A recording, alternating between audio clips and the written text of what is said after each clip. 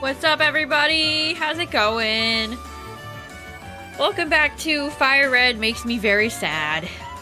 We are at 22.5k. Why? We're also starting to get up there in numbers for LeafGreen, so, you know, who knows? Anything can happen. Anything can happen, chat. Will tonight be the night? I've said that for like the past 2 months. Every time I've played this, I've done this. That's me coping. Is tonight finally the night?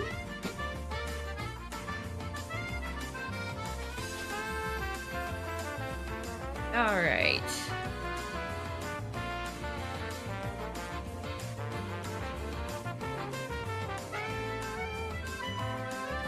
It could be any minute, it's true. I got my new desk mat in the mail today, chat. I got the Kling Klang family line mat. It's nice, but it's a little... I don't have a ton of room for my mouse. Both my keyboard and my mouse are sitting on it. Odds are weird like that. What's up, everybody? How's it going? Alright, let me get my Joy-Con. Oh, I took the wrong Joy-Con. Took the right Joy-Con on my Switch 1. That's not correct. Alright, here we go. We're back at it again.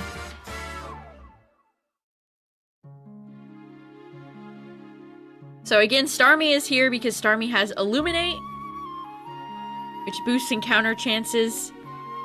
Because before we had Starmie, the power plant, I swear, there's like one instance where we had 45 seconds go by without an encounter, so yeah, we're back in the Kanto's shiny mines, chat, once again. I haven't left, truthfully. I've been here for months.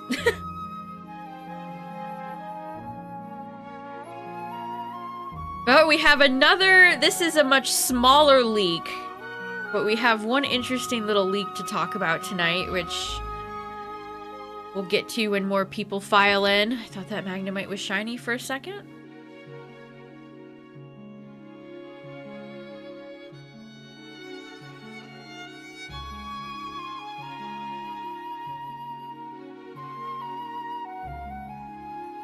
This song sounds very familiar. Ah, Crimson Loft Wing. Like, this definitely sounds like a Zelda song. Oh, whale creatures are the same. Chat, I'm seeing Pal World versus Pokemon Discourse. I know exactly what you're talking about. The Pal World Discourse is back. We're so back, chat.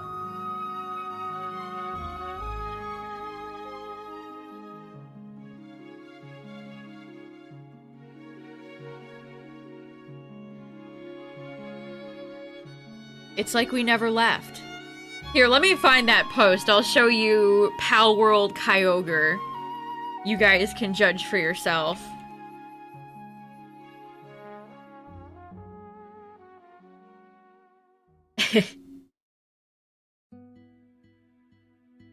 I hate getting spoilers. I did want to boot up Pal World again, but Tyler's not home right now to be able to play, so he's got some stuff to take care of.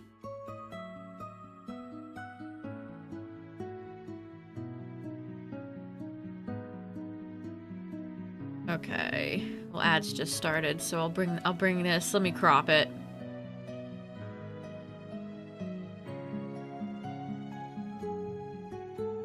All right, we got the controversial tweet loaded. I'll just wait till ads are done.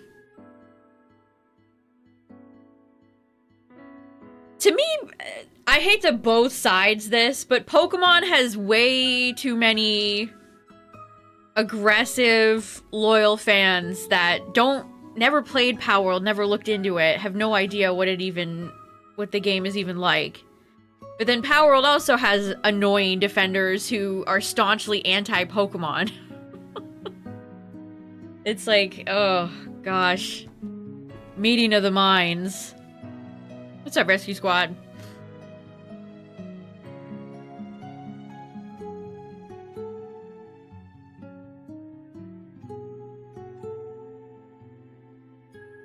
When Palworld first came out, people were purposely spreading misinformation and claims about AI and stuff like that that was just not true about Palworld.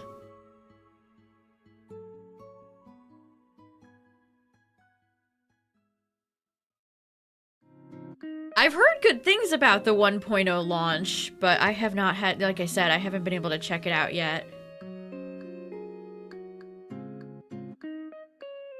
This music just makes me think of Pro ZD.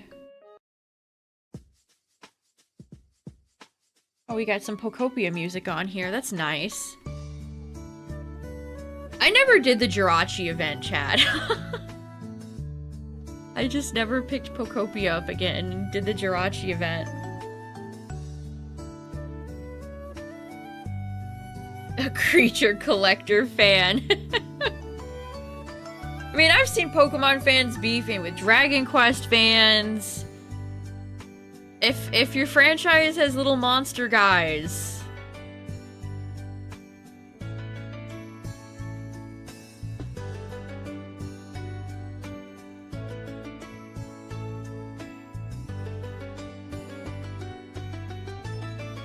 Alright, so here we go. Here's the controversial tweet.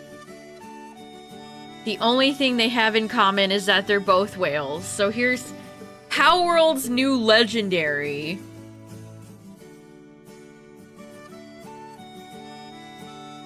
I mean, it's pretty clearly Kyogre.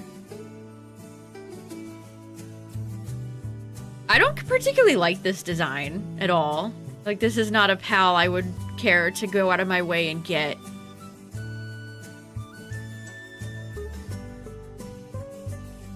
Yeah, it kind of is like Kyogre slash Dialga. This is Kyogre and Dialga's love child.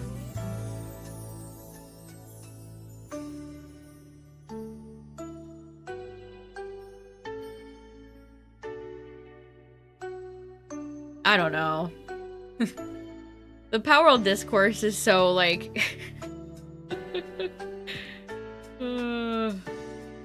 Let's Nintendrones think Nintendo invented animals. I mean, this person's being disingenuous. The only thing they have in common is that they're both whales. They pretty clearly have the same, like, line pattern. And overall kind of body shape. Like, the Palworld one's a bit more thin. Kyogre's just a better design. That's just the truth. You like that one more than Kyogre? Really? Interesting. The PAL is clearly inspired by Kyogre, which isn't inherently a bad thing. Oh wow, look at the picture of them side by side up there.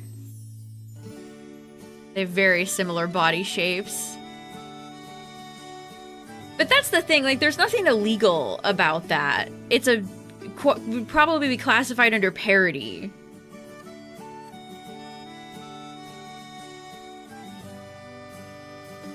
Pokemon psychosis is so real, I don't know what the fuck these people are talking about. These look nothing alike. I don't agree. Like, they do have some similarities. Oh no, is this like the Luxray conversation, chat? I'm already... Get me out of here. I think it's the marking. It's the Kyogre markings. It's not Gordon. Exactly. Look at that fella. Whales have such little eyes.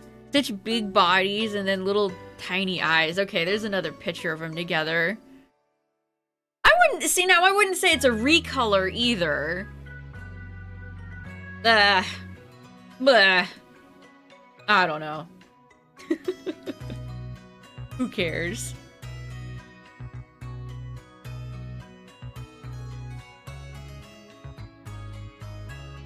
Yes, people purposely acting dense is unfortunately an epidemic these days. Yeah, you can see the similarities. Like, it's not a direct copy, but it's definitely similar. At least blatantly inspired by Kyogre, is it not? I actually think PAL designs are more cute and original when they're not inspired by Pokemon. I think some of their more original designs are actually pretty decent. What's up, everybody? How's it going? Hey, the 45 stream streak. We are discussing a trending tweet about Palworld Kyogre versus actual Kyogre.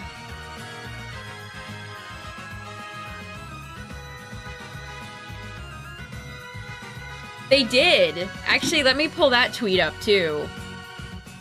They have adjusted.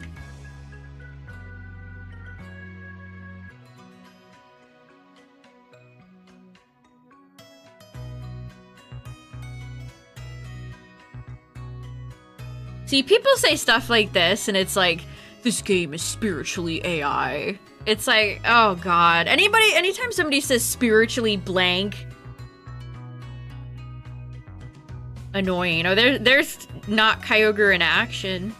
What's its name? Panthalus? Its name is Panthalus. Doesn't even look like it does anything.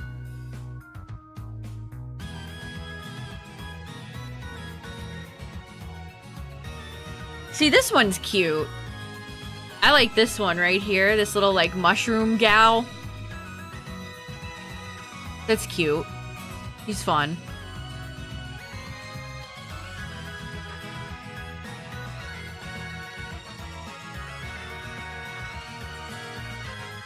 Yeah, here's one of the big ones.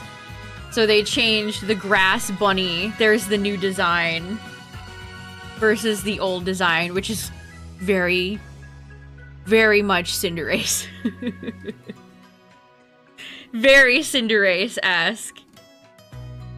Okay, I never liked this pal. This is one of the more bland pals. I actually like the redesign much more. It has like Decidueye colors, but it's not a bird. I actually like the redesign more. This is the redesign. They changed the Cobalion deer. I like that. Would you boo me if I said I might like that more than actual Cobalion? I like that. This is one of the most useful pals in the game. If you ever play Palworld, Chad, this is a mount, and it can jump very high. Let's see. I don't think this one ever resembled any Pokemon. It's more My Neighbor Totoro than it is like a Meowth. I like that redesign too. Interesting. So they did tweak them.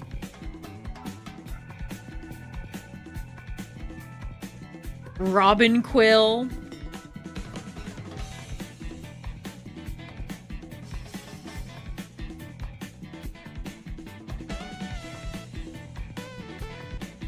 Cheshire. Yes, very Cheshire cat. There's tons of Cheshire cat inspired cats though. Fucked up Skitty.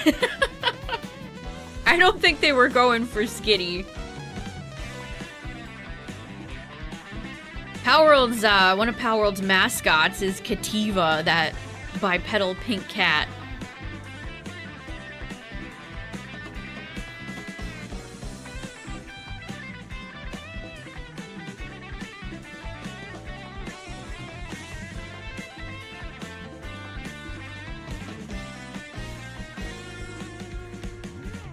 Shall we talk about the one new leak we got, chat? This is kind of an interesting one.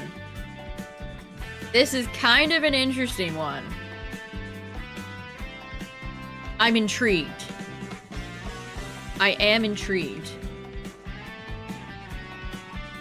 So today, Ball Guy just tweeted, this was 6 hours ago. He tweeted, electric bat.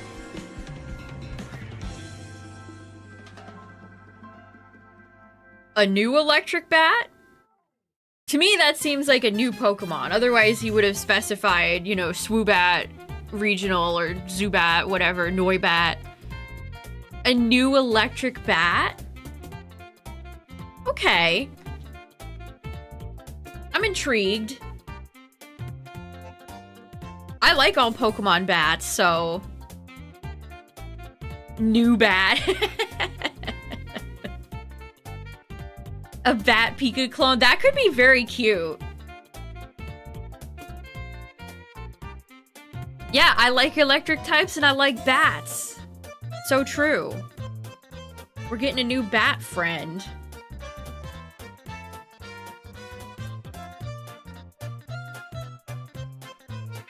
They haven't given anything to any of the bats, have they? Crobat doesn't have anything. Noivern doesn't have anything. Swoobat doesn't have anything. What's up with that? Why do they hate the bats? How it did some things better.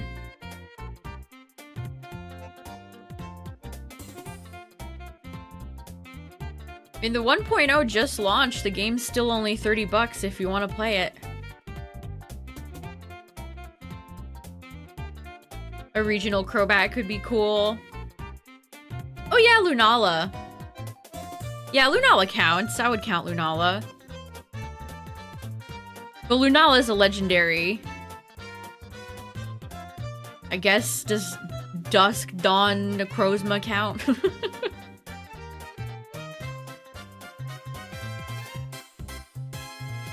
Like I said though, if you've ever actually played Palworld, which I have, it plays more like Arc. It does not play like a Pokemon game. Anybody claiming that Palworld is like copying Pokemon as far as gameplay is just totally uninformed.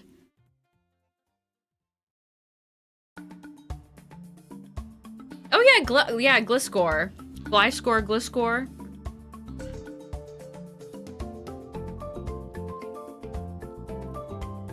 I mean, hey, Gliscor doesn't have anything either.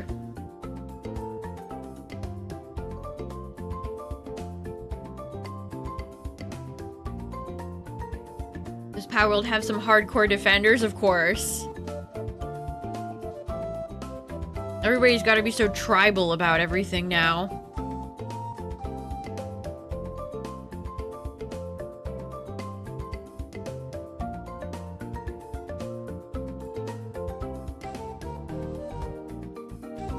Nobody can ever just be a fan. They've got to take it to the next level.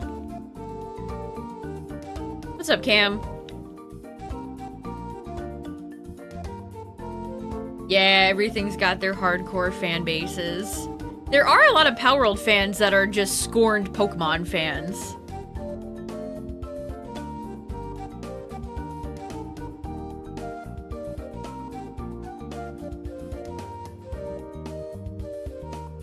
But then again, I'm sure there's plenty of Cassette Beasts or Temtem fans that are like that too. What is this? This song sounds so familiar. Deep Keep. DKCTF.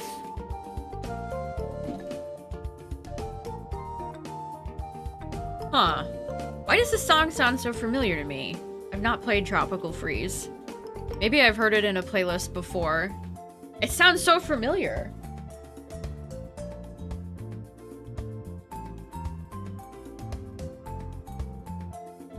You attack their game, it's like the ultimate sin. Because a lot of people... They're so deep in fandom that it's like you're attacking them personally.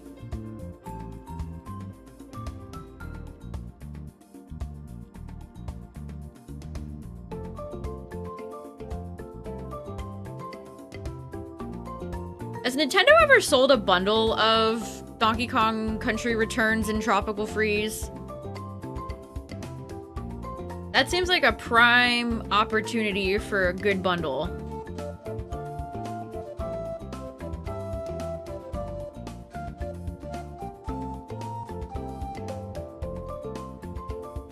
A drink. They should have, like, Donkey Kong's Tropical Freeze at the Donkey Kong Land in Universal. Oh, I love Vampire Survivors. It's such an addicting game. It's fun multiplayer, too.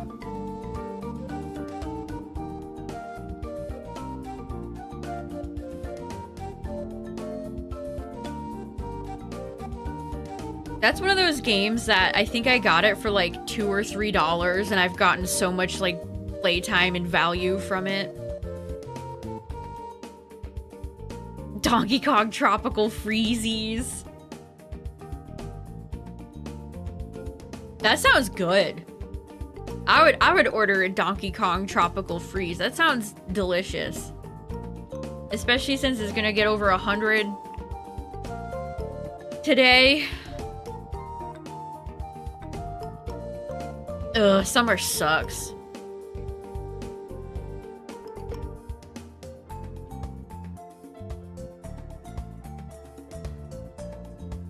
You also paid like $3 for it. It's such a great game. It's a steal, I dare say.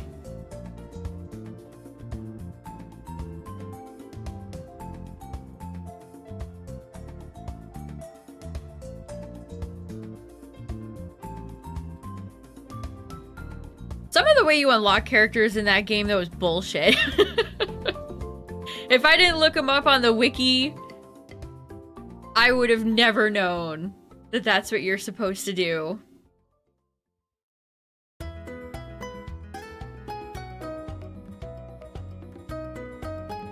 Fall and spring are probably my two favorites. They're like the in-betweens before it gets really cold and dark, or really, really warm and all the bugs are out. There's some mosquito flying around my house. He keeps getting me. Or she keeps getting me. Like, who invited your ass in here? Not me. This is a mosquito-free zone. Oh, not Simon Belmont. A lot of fun references. There's some crazy characters that you can unlock with crazy abilities later.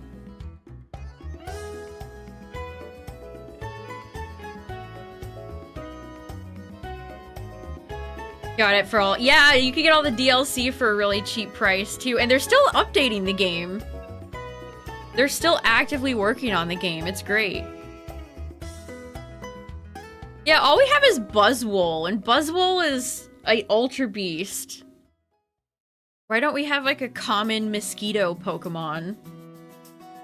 If there was ever a time, it would be Gen 10.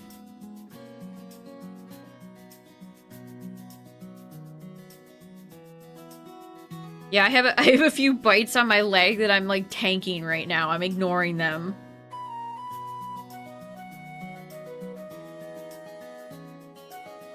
Cutie Fly. We're missing a lot of, like, really basic insect Pokemon. I still want a stick bug, chat. That's my dream.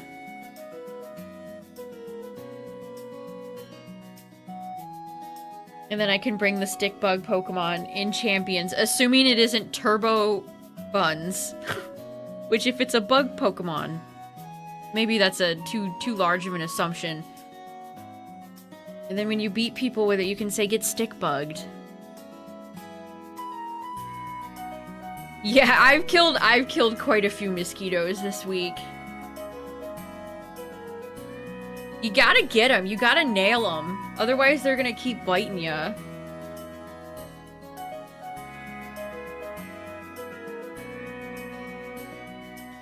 Dessert palette. Some people don't have delicious, juicy, mosquito-attracted blood. What's it like to be the chosen one?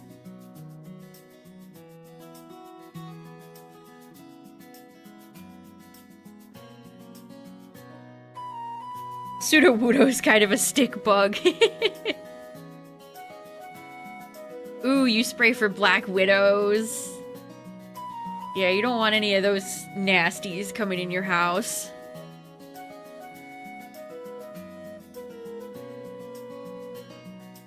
Dietary? It could be. I don't. It's either dietary or genetic, or maybe a combination of both. My favorite spider Pokemon? Probably Ariados.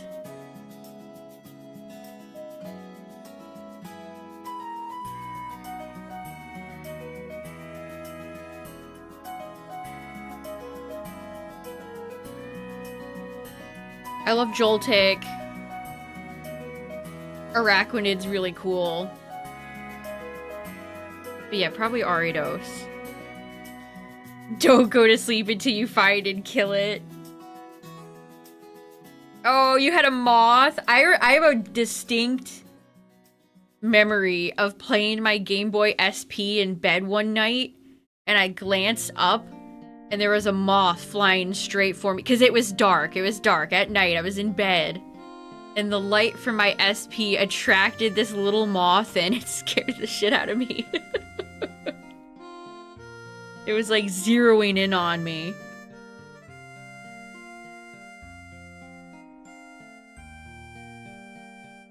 Yeah, Spinarak and Ariados have great shinies, for sure.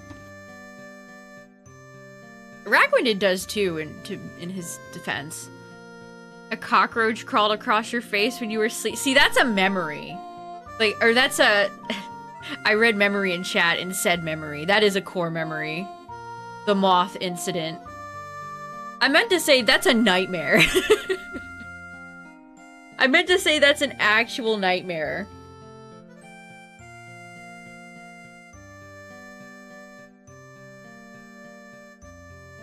Oh, what's this song gonna sound like in the remake? A moth flew straight into the boiling water. No, I would have been so pissed. Nobody wants to have mac and cheese with side of moth. With extra moth flavoring.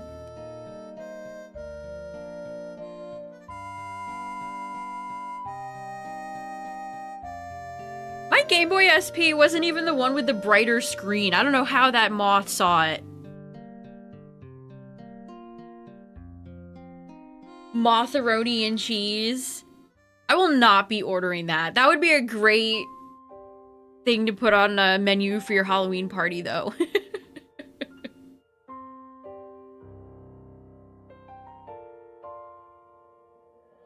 Yeah, I gotta have that extra yummy protein. Yum, yum. Oh, you didn't put the macaroni in yet? Good, good, good.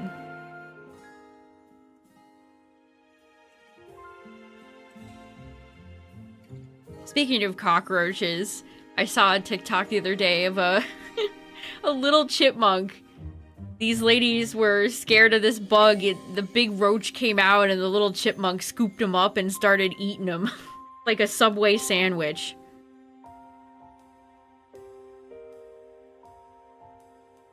I used to have a chipmunk that would live nearby, but I haven't seen chipmunks around in years. It's sad. I wish they would come back. I didn't even plan for this to be a segue. But, speaking of chipmunks... Chad, I'm bringing something cursed to you all. This is your cursed warning. I'm not in the mood for this. I saw this today. I was like, you gotta be kidding me. What is this? What is this? No. No. No. No. What have they done? Why does he look like this?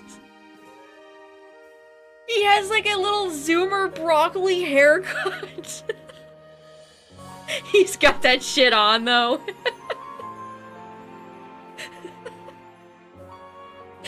Oh yeah, his A is like embroidered.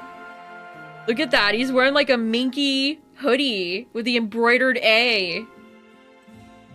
The low taper face. I was just minding my own business, going la la la, then I see this. What the hell? I didn't even realize the chipmunks were coming back! Nobody told me about this! How could nobody tell me about this? Look at how mischievous Alvin looks in the 2007 one. Is it really from 2007? Are those movies really that old? Oh my god. No, no, no, no, no, no. No. I can't believe this. I can't believe this. We were living such an Alvin and the Chipmunk free life. What type of songs are they gonna have them sing this time? What type of songs are they gonna have on the new Chipmunk album?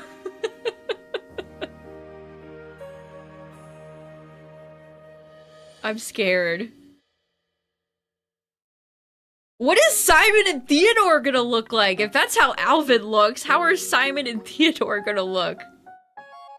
Is Simon gonna have like a big pair of black rimmed glasses?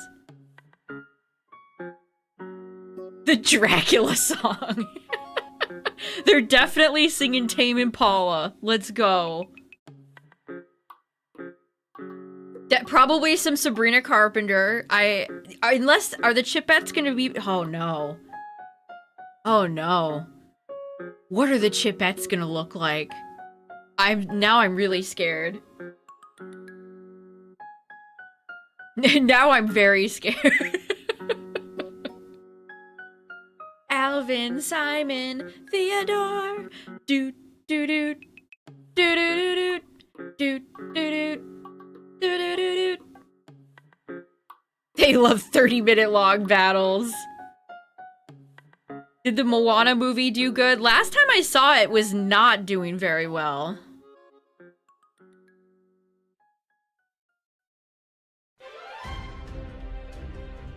Which, at least there's some positive things going on right now.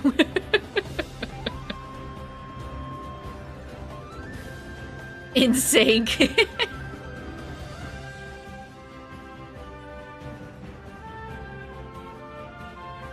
Yeah, it's just like a live-action shot-for-shot remake.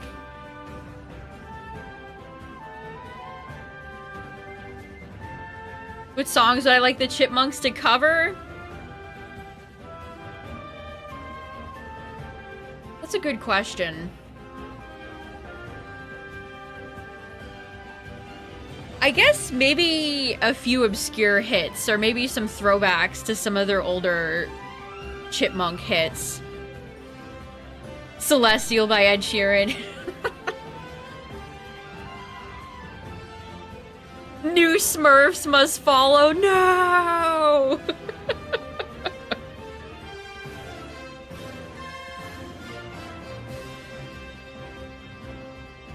The ancient prophecy.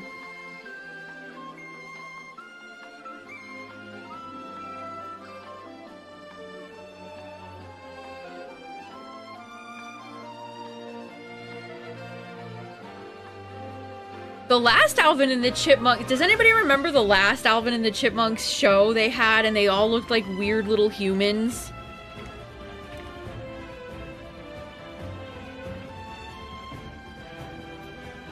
This franchise has kind of been through it, huh?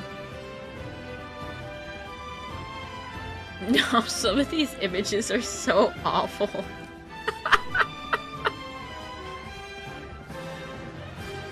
Who's this guy? Man, look at how dripped out Simon and Theodore are.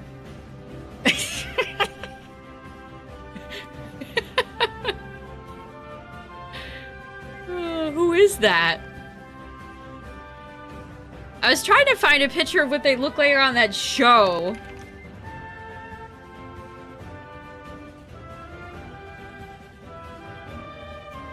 Here it is. Ugh. See, they look like... boo, hiss. Everything. I hate everything about this. That ain't Simon and Theodore. They look like little boys with like vague chipmunk noses. Like they're just kids. No, here's the Chipette. Oh god, the Chipettes arguably look even worse. Creatures. Gremlin creatures, but not in like a positive way. Ooh, it's weird when they're not wearing their sweaters. Who is that boy? Why are his dogs out? Closing the tab. We're closing the tab, we're leaving. Chat, we're leaving. Put those dogs away.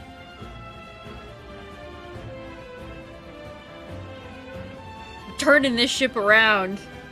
Yeah, more human than monk. Half human, half chipmunk. That's gotta be... I don't know, is that better or worse than, broccoli haircut? Was that AI? Was that even a real image?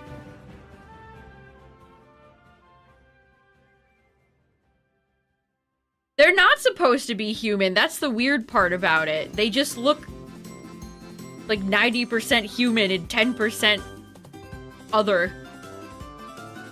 Alvin!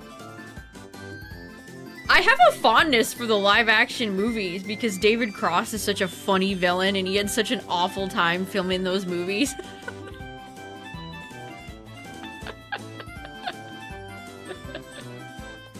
They're so funny. Like, David Cross's character makes those movies. They have cleft palate. Mama Chipmunk drank a little bit too much during the pregnancy.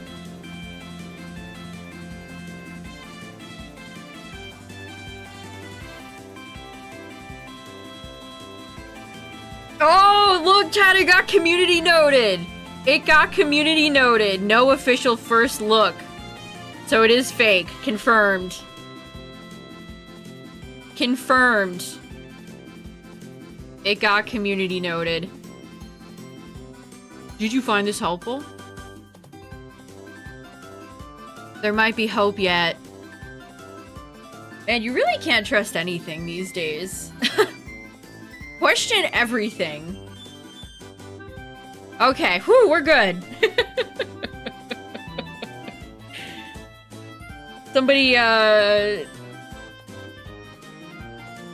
Somebody took like 100 gallons of water just to generate that Alvin picture.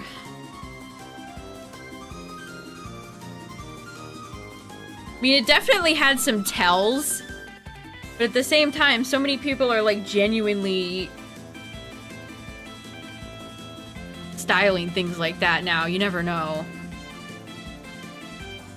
What was the prompt they had for that? Give Alvin a cool zoomer haircut and a really nice sweater.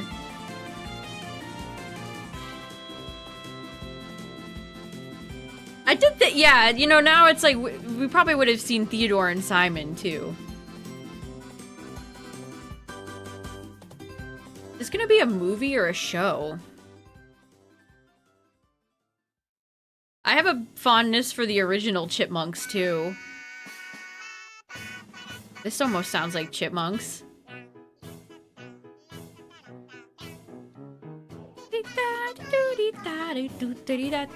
This was the best part in Mario Wonder. This was the best part in Mario Wonder.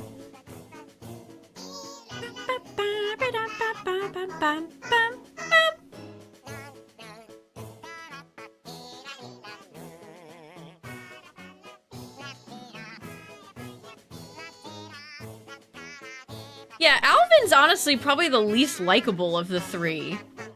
Like, is anyone's favorite chipmunk Alvin? He's just kind of a selfish little shit.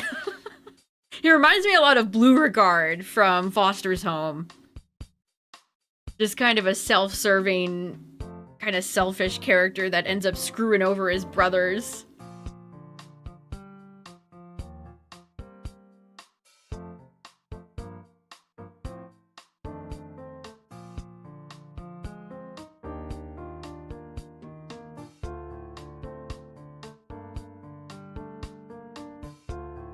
Your favorite chipmunk is Garfield. Remember that Garfield animated movie that came out like a year or two ago? That had no impact.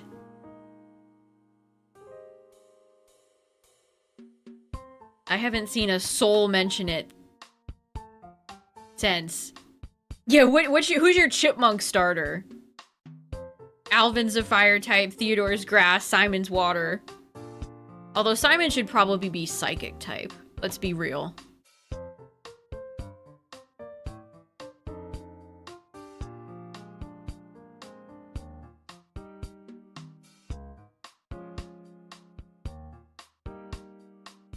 Wasn't the plot where, like, Garfield's deadbeat dad came back or something? I prefer John-centric stories. Because I love John. John Arbuckle's my goat.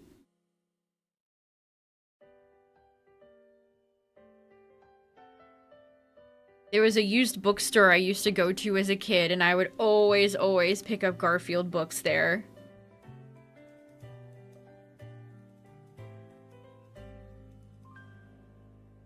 Jim Davis is still kicking. Good for him.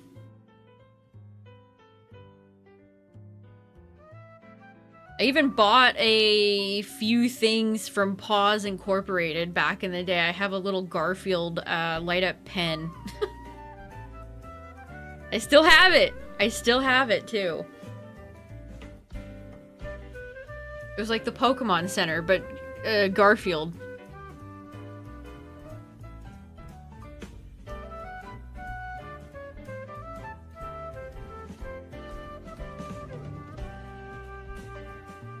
The person who's directing the Hex movies, the director of Wish. I don't know, are they? Is it the same director?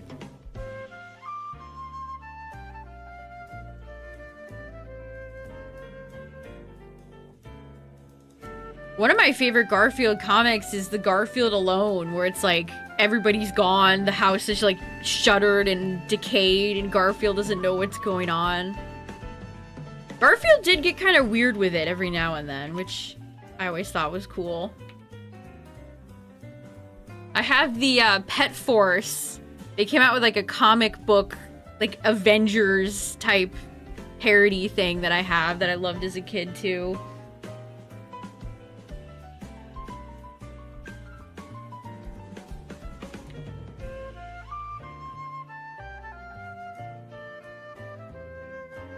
Yeah, they do have the same director. I just double checked. Wish and Hext are both... There's 2 directors on each movie. Chris Buck and Fawn Vera Sunthorn. And then Hext is Jason Hand and Fawn. So yeah, they do have the same share one of the same directors.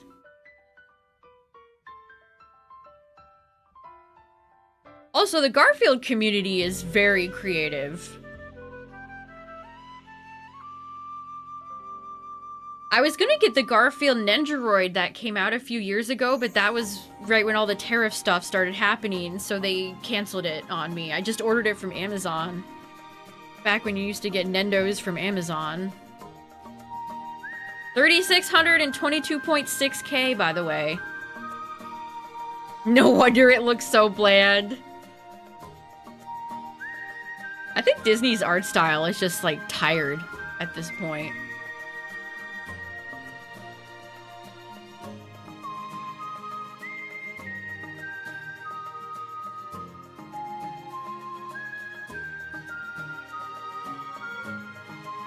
Yeah, they keep coming out with movies, originals that are like Elio or Strange World or whatever that movie was called, and then they end up not being good, and then they continue to crank out 1,000 sequels or reboots. It's such a bad cycle.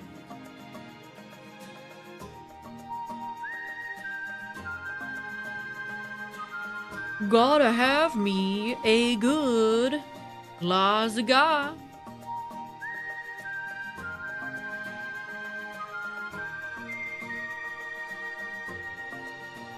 Is Garfield like the most successful comics, like old school comic strip?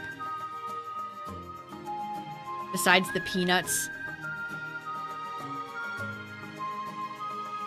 I guess Calvin and Hobbes is still around, but you don't see a lot of Calvin and Hobbes stuff as much as you see Garf stuff. You know where you usually see Calvin and Hobbes is like as a bumper sticker doing the pee joke. Is Archie still going? Imagine if Garfield had a show like Riverdale. The Dilbert guy. Dilbert Burrito!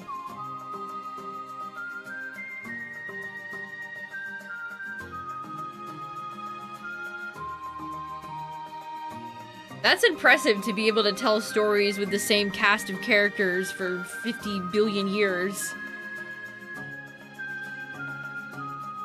Snoopy's very popular in Japan. That was another thing I pre-ordered that never arrived or got canceled. I pre-ordered a Japanese Linus. It was Linus, and he had a little like wizard outfit. It was very cute. Oh, they got a new author. Interesting.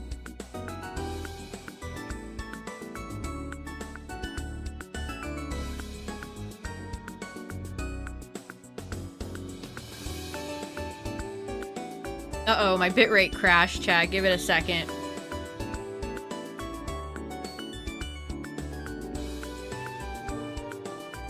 We're dropping frames.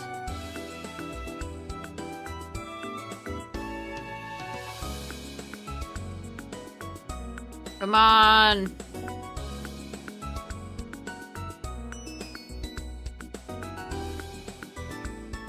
My god, I've dropped 10,000 frames. Stop!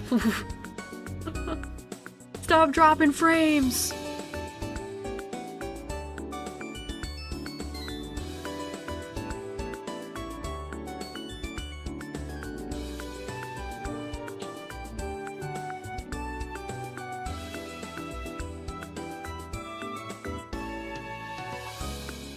Give it a second, chat. Hopefully it'll stop soon.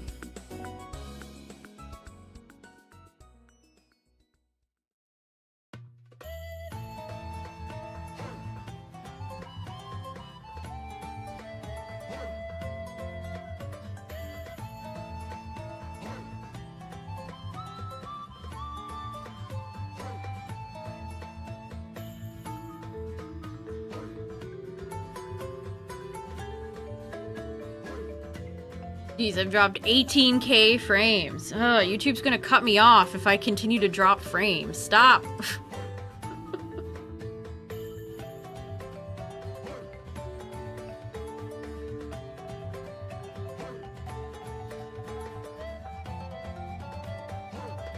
I don't know why I said cut me off. That's a funny way to phrase that.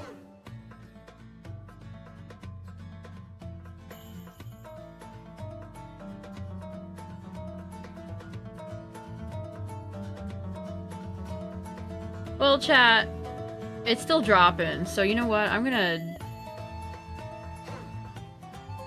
just let it do its thing for a second. Give me one moment. One moment, please. If anyone can even hear me.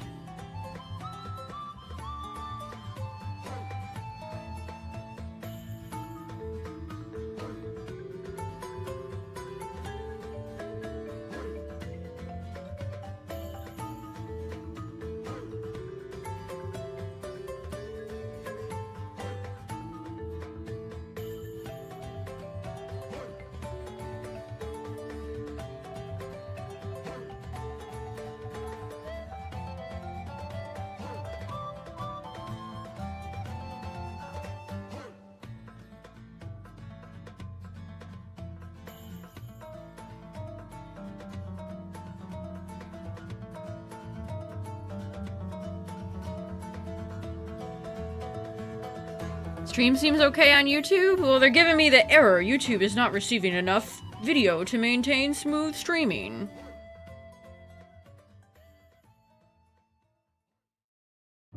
And my mosquito bite is getting me. What the frick? I diagnosed network problems. There's no network problems. Had a few moments of buffering.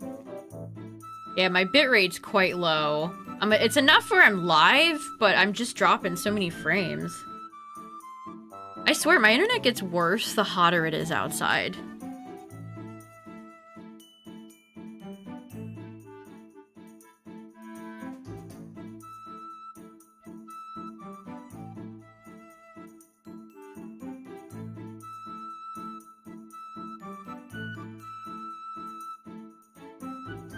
Well, I guess I'll just keep going. It'll stop eventually. Either that or the stream will stop. Whichever one's first.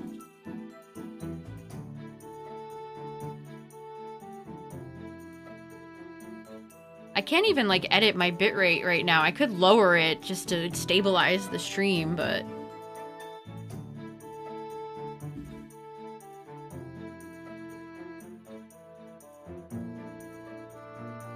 Actually, maybe I will do that. We'll do 5K. See if that helps.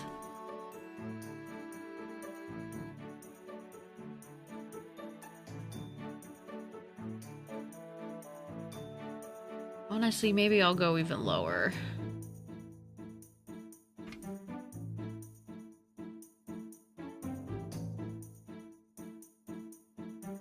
Why are we dropping all of these frames?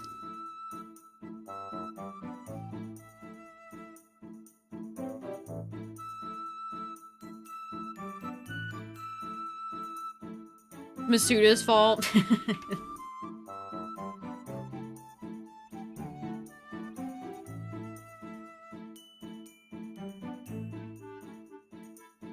I've dropped 51K frames right now. Yeah, maybe it is Alvin. Alvin chewed through my wires. What a rascal.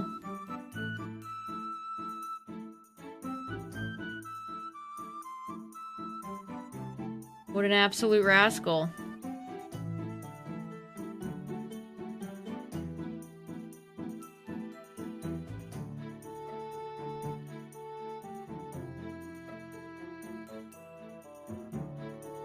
FireRed's gotten too high. It breaks my internet connection. If I get the shiny while my internet's shitting itself, I'm gonna be pissed.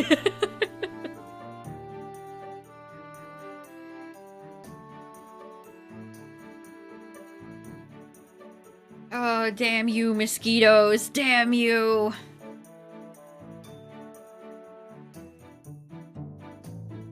It was Disney. Bob Iger's shutting me down. Or what, I guess he's not the CEO anymore.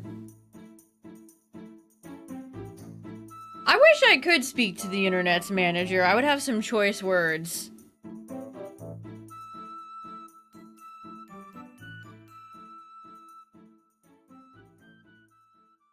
I would have some choice words.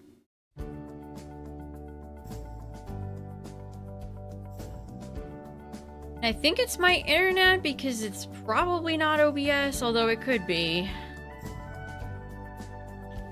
I haven't dropped this many frames in years. That's crazy.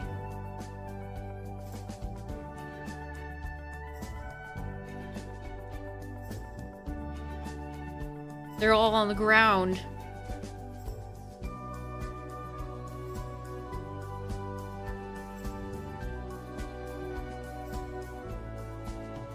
The shelf. I'm waiting for my IKEA replacements to get here. Man, I did not want that to happen. Oh, it's yellow. Hold on, are we stabilizing? We might be back. We might be so back. That shelf falling like that pissed me off, dude. Not only did I get some figures broken, but also my room's been a mess because I've been reorganizing because I got a new desk. And so now I have a shelf and a bunch of stuff that's just in my way. I don't have any place to put anything. Especially a lot of little small, fragile figures like that. Okay, good. We should be good, chat. I only dropped 69,132 frames.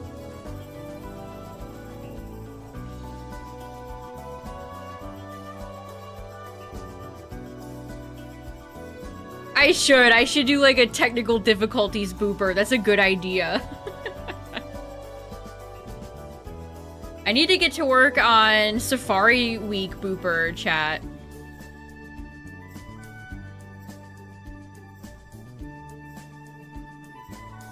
Yep, the frames have stabilized. We're okay. I like how my internet was kind of struggling, but it stayed on enough for me to keep streaming. W? The buffering symbol, that would be so funny. Need to have the dial-up connection sound effect play. That's a hard sound effect to do a impersonation of.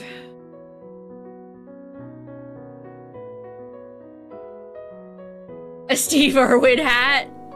That's what I was thinking. I was thinking like African safari type gear.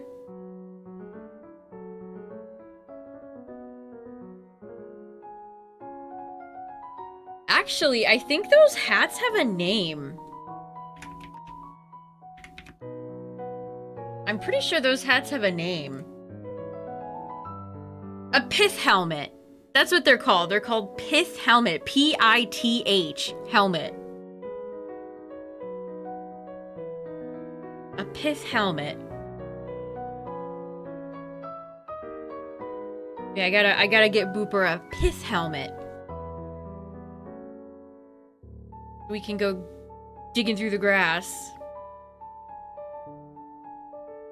I was actually looking at the list of marsh Pokemon for BDSP the other day. It is such a lackluster list. It is such a nothing list. Let me tell ya. Yeah, here, if you want to read the Wikipedia for Pith Helmet.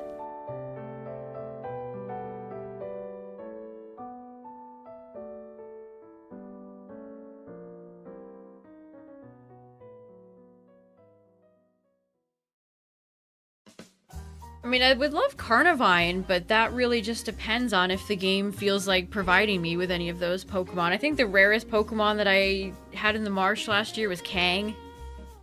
Guscon.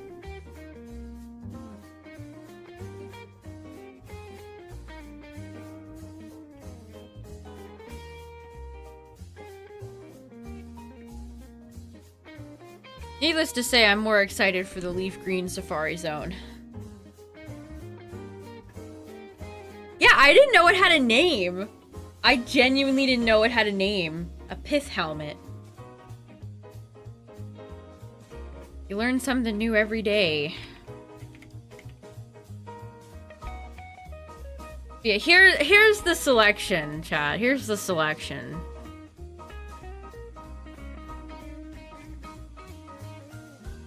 Pokemon only possible through binoculars, so this is the rare boy. Oh, I did get Skorupi. There was Skorupi there.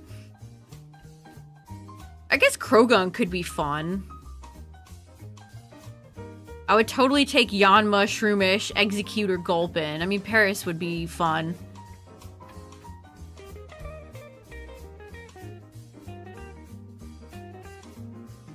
That's it. Like, there's nothing. There's so little to this Pokemon Safari. That's it. I did get a few Badoos, Badoofs.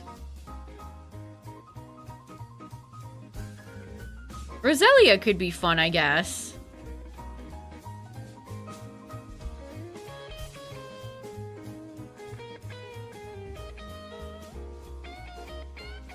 Yeah, I'm gonna be playing BDSP this month and Scarlet. Who would have thought? Not me. Found a random shiny Weepinbell. Nice. Because we are also coming up on the very first Scarlet Violet Outbreak event that we've had in a long time. I should check and see when the last Outbreak event was. It's been a while. But we're gonna check it out and try to get some rare marked fish. Yeesh.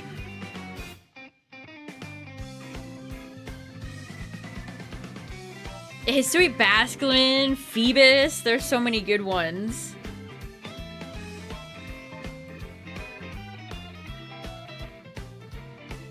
Shiny hunting Hisui Basculin is in PLA is not fun. I'm lucky that mine was an alpha because they flee. They're fleers. Doduo, I'd be happy with Doduo.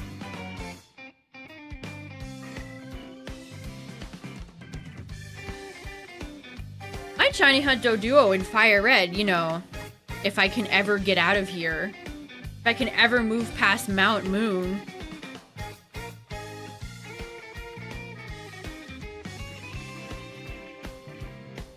I think I said this a stream before, but of all the shinies I've noticed people commonly hunting in FireRed and LeafGreen, not a lot of folks are getting Doduo, so... Pinsir would be very cool. But if I get, like, a shiny Chansey and it flees, I would be... sad. I'm almost scared of the, like, big-ticket Pokemon. Scyther... well, that would be in FireRed. Chansey... Kangaskhan, Tauros. Tauros would be great. I think out of all the rare Pokemon, Tauros would be my most desired shiny.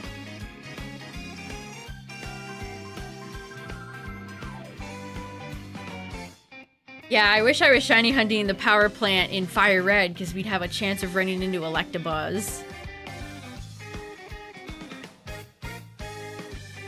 FireRed kind of mogs LeafGreen a little bit. I don't know, I love Magmar. Don't get me wrong, but Electabuzz is so cool. Electabuzz would probably be in my favorites list of maybe like 20, top 20, 30. Definitely a top 5 in Gen 1. Oh no! Don't attack me, Magneton. No. No, you're not supposed to do that.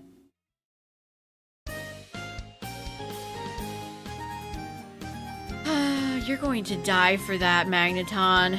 You're gonna die for that. Hi, Bonita. I missed you. Kill. Kill the magnets. Bruh. Electabuzz chat. I love Casey. She was such a fun character. I'm so sad they ended up getting... they never brought her back. I always thought she was super cute. I think she was based off of the Tigers? Japanese baseball team? Okay, well anyway, thanks for that, Magneton.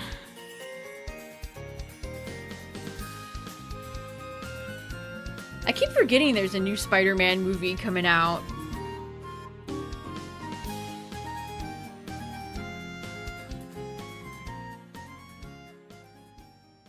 Tips and tricks before going in the Safari Zone? Absolutely. I'm going to brush up on that before next week, chat. 100%. Uh-oh, yeah, the frames are dropping. No, I'm gonna go over 100K dropped frames. Damn, what's wrong with my internet tonight?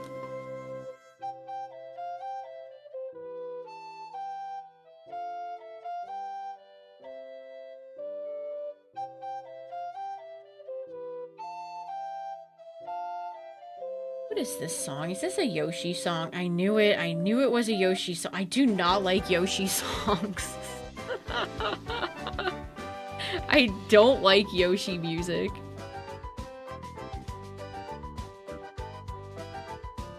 Okay, we'll lower the input again, see if it helps. Actually, since frames are dropping again and ads are still playing, chat, I'm gonna get some water real quick. 1 second.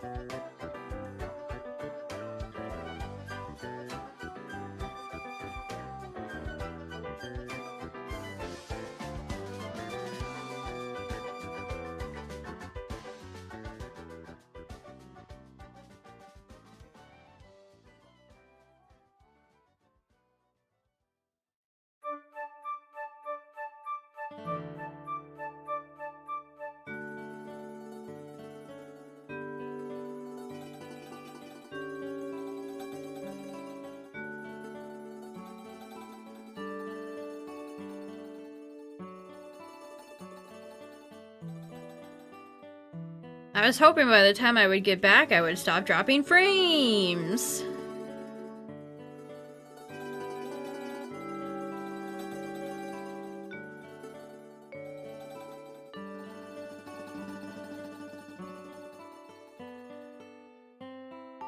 Pokemon with sweet scent. Yep. That'll probably end up being my Venusaur. I think I used Venusaur in BDSP last year too. Okay, it's back to green. It's back to green.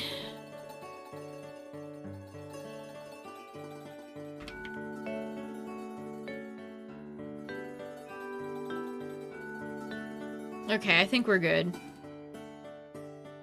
I don't know what's going on, chat.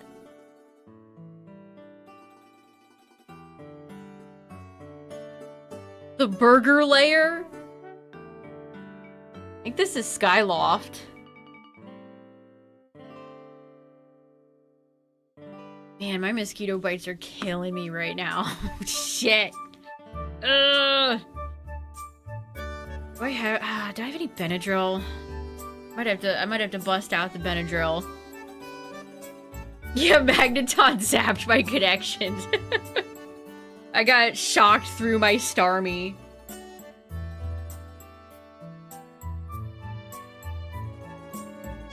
That's actually kind of interesting. Out of 3,644 encounters, I believe there's 2 of those where we've been outsped and attacked.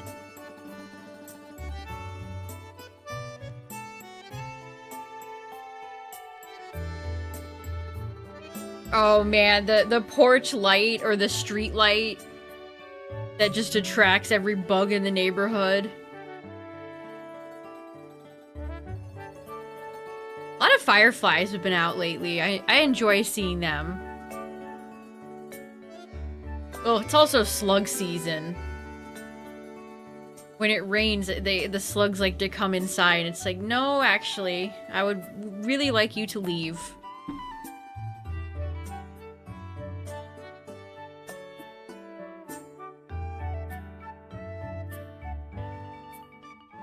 I feel like all the IVs in these games were so bad. Straight spread of like 2 HP, 15 attack, maybe 22 defense. that type of spread. The worst IVs you've ever seen.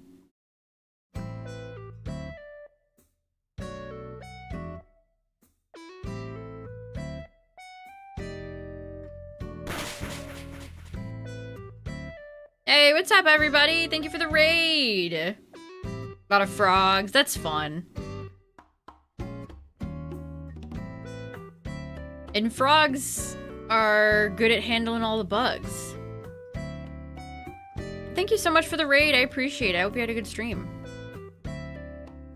We're just shiny hunting in FireRed and LeafGreen.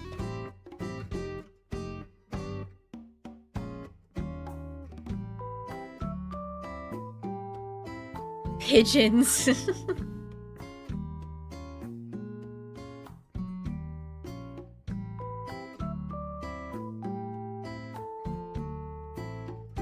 Doing a FireRed Nuzlocke. Nice.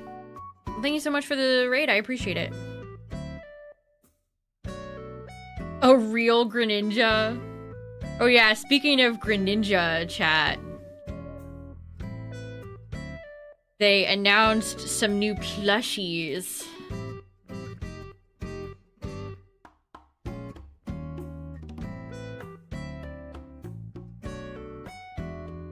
Let me find the tweet.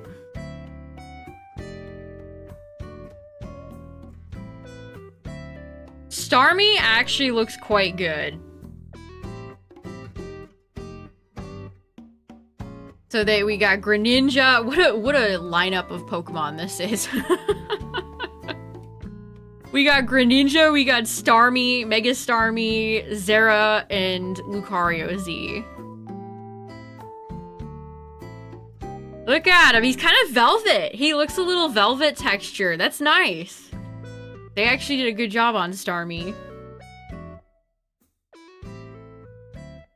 Lucario. I still don't understand the inspiration for this one.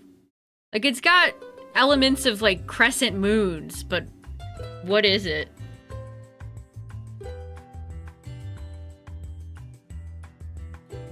I do like that Greninja has a string coming off of the ninja star, the shuriken, so you could hang it up if you wanted to. That's fun. These will absolutely come over here to the US Pokemon Center and all the other ones too.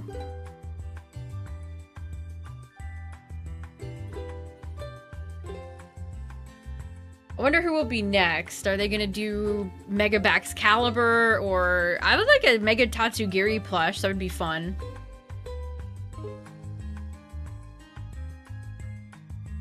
What's up, everybody? How's it going? We are officially at 22.6k in FireRed. Help. Starmie's just happy to be here.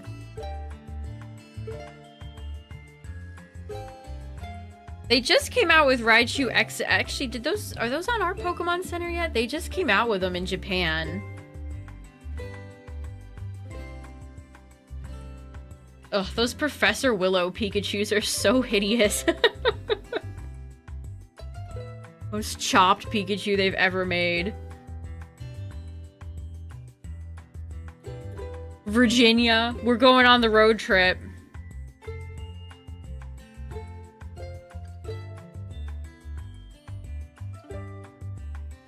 Sun and Moon has a lot of... Oh, they are on here, yeah. So Raichu X and Y are on the US Pokemon Center. They're $34.99 each.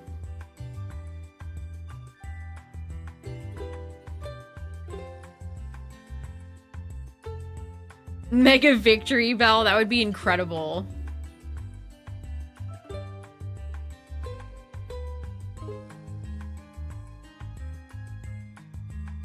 I wonder which one of those plushies is gonna sell the worst. Zera?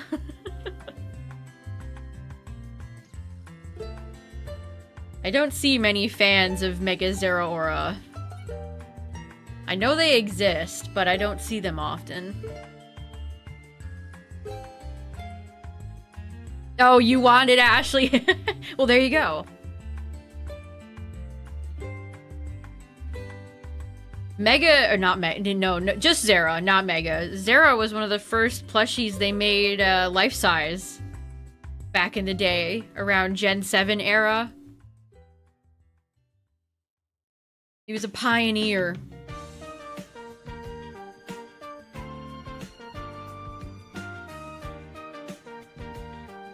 I actually have the original Mega Lucario plush, fun fact.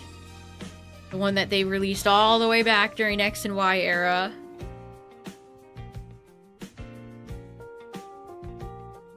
I have a few. I have Lucario and I have the shiny Mega Gengar plush that they released. One of the few bits of shiny plushies that they've ever made, or shiny merch.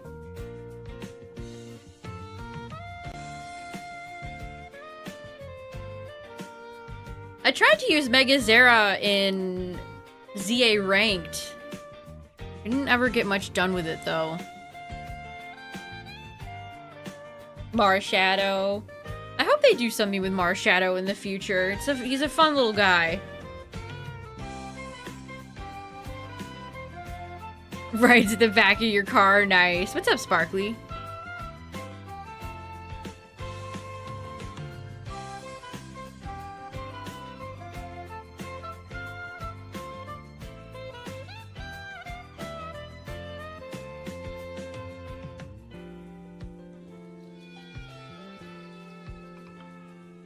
You're supposed to catch the Pokemon.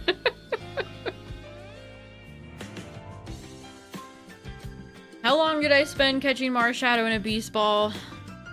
How much time will I never get back?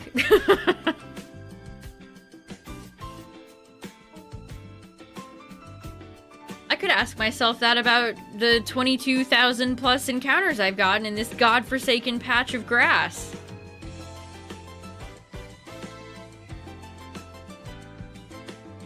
Yeah, ZA did a lot of stuff for a good chunk of the mythicals. ZA was kind of a mythical party. If only I was able to shiny hunt them.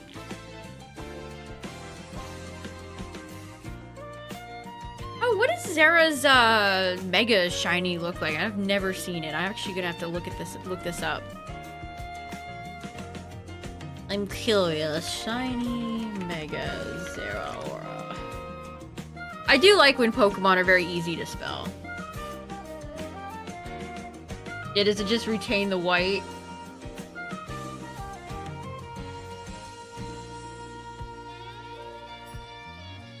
Yeah, it just retains the white. What it looks like. I mean, it's a nice shiny. Arguably a better shiny than Marshadow has. Man, if you had asked me if that was like a Mega before the Mega came out, I would have been like, no, that's just Zera. that's just Zera with a few extra things on him.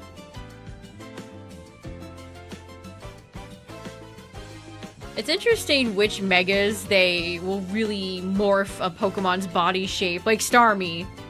I think Starmie is a pretty drastic Mega. Versus the ones where they're like, we'll just add a few things here and there, and we're done. And we're done.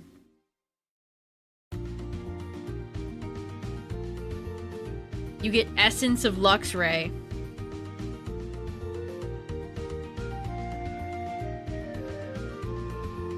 I'm forever sad that Malamar is total buns stat-wise.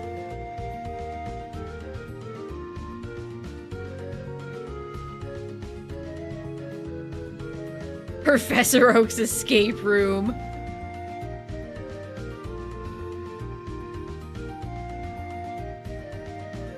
That sounds like a pretty terrible escape room.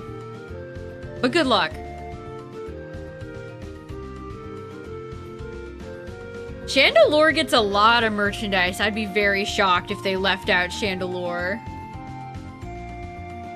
Also, I don't think they've done Delphox or Chestnut yet.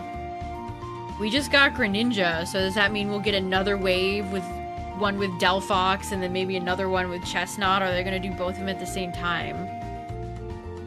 Have we even gotten Mega Meganium or Feraligatr Emboar merch yet? I don't think we have. See, the problem is all this stuff comes out so much later than the game because they don't want to spoil people.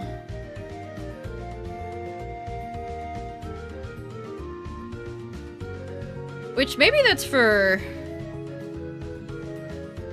I can think of so many things that have gotten spoiled because of like a Funko Pop or a toy. Somebody took a picture of a toy for like a Marvel movie that revealed a secret character. Toys often are a way a lot of stuff gets leaked. Greninja favoritism. Never fails. How are they gonna do Mega Delphox in plush form? Are they gonna have the brooms like attached via wire, or are they gonna forgo them? What are they gonna do? And Chestnut's kind of a big, complicated design too. Maybe that's why they did Greninja. Just upside down frog on big shuriken.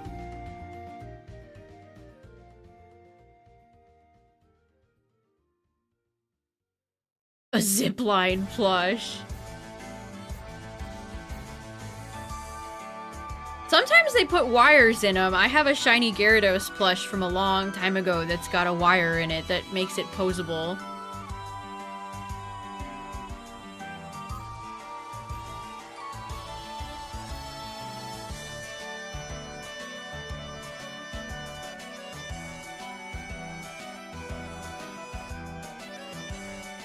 Lego set leaked? What happened? What leaked this time?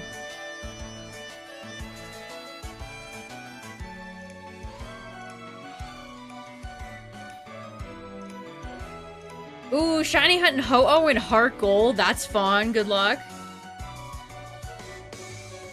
I would love to shiny hunt in Heart Gold, Soul Silver one day.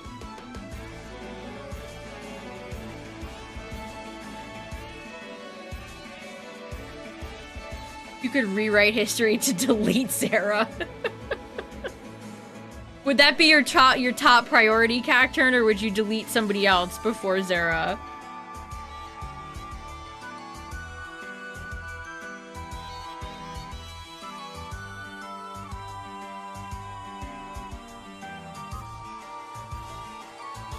Oh, you're doing the cute charm glitch? That's fun. Your list of candidates. But who's like top of your list? Who would you pick first? Like if you could only pick one, who would you pick?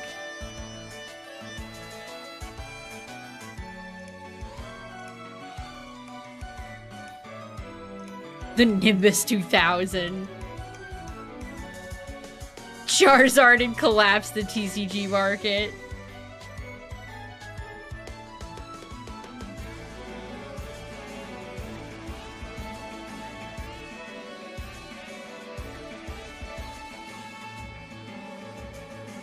I saw the SpongeBob set. I've seen a lot of people talking about the Lego SpongeBob set today.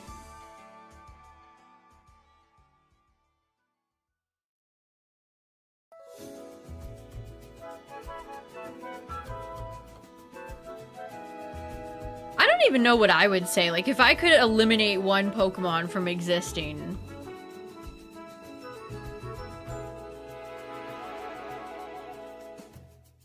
Could I pick Tranquil and Unpheasant? Can I get both of them out? We just keep Pidove, that's it. Just Pidove.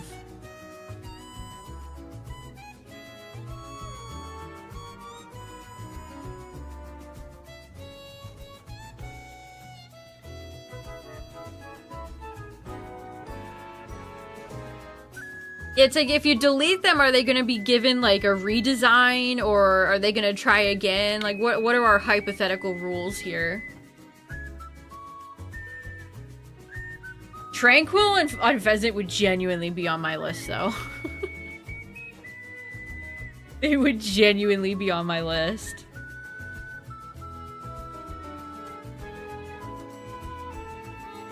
I was thinking like Arrokuda Barraskewda, but then you'd have to replace Cramorant's little fish gimmick with a different fish.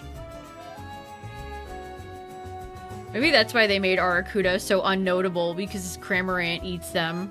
You're not supposed to feel sad for it. Belly Bowl.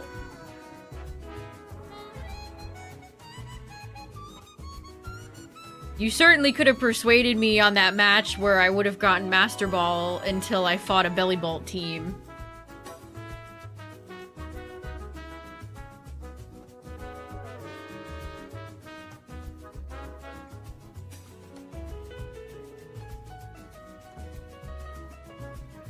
What's up, everybody? We're just doing some cozy FireRed and LeafGreen shiny hunting. I'm at 22k in FireRed. I have not phased. There have been no shinies to speak of in 22+K encounters. We're out here. Delete King Gambit, you know? You know... Enamorous, that would be on my list too.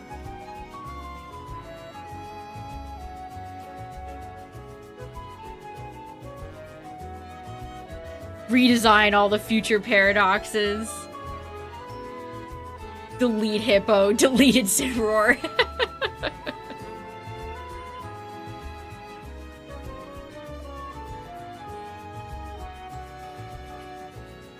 That reminds me of a tweet I saw earlier that was like, you could tell who the darling of Gen 7 or... It was like, all the Gen 7 starters are equal or something like that. And then somebody responded like, but the Smash starters right there. Which, what's funny is that neither of them are correct. It's Rowlet. Rowlet is the darling from Gen 7. Delete Rhyperior. Yeah, these are some good choices, honestly. I don't really disagree with any of these.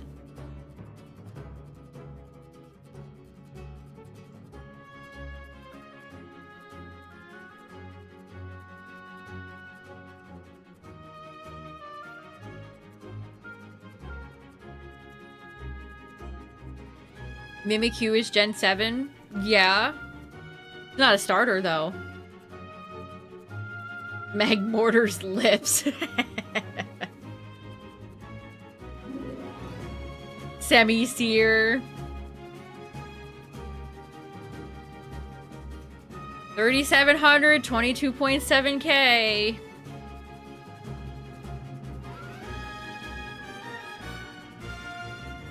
I cry.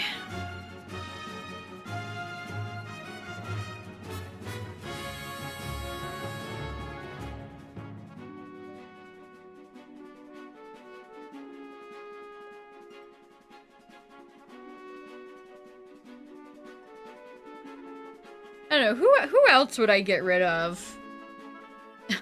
This is probably a hot take, but I could think of quite a few mythicals that I would get rid of. I think they got a little too mythical heavy in some of the later generations. Diggersby, Squovit. Zarude, yep. Yep, definitely could get rid of Zarude.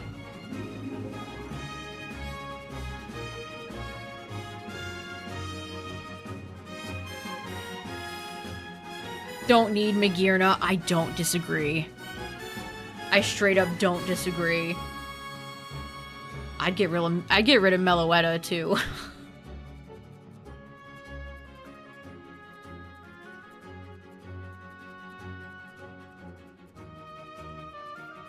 Honestly, I might even get rid of Diancie.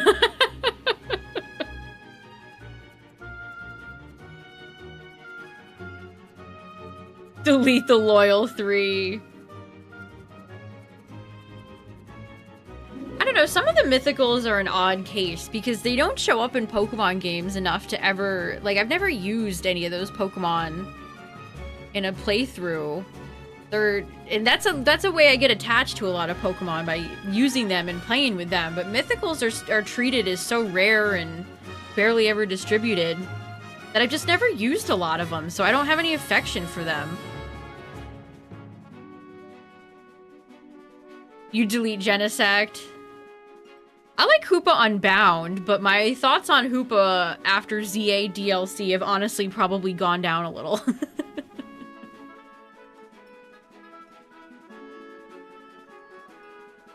Pheasantipity. I kind of like Dogi, but I'm being a little ironic in that too.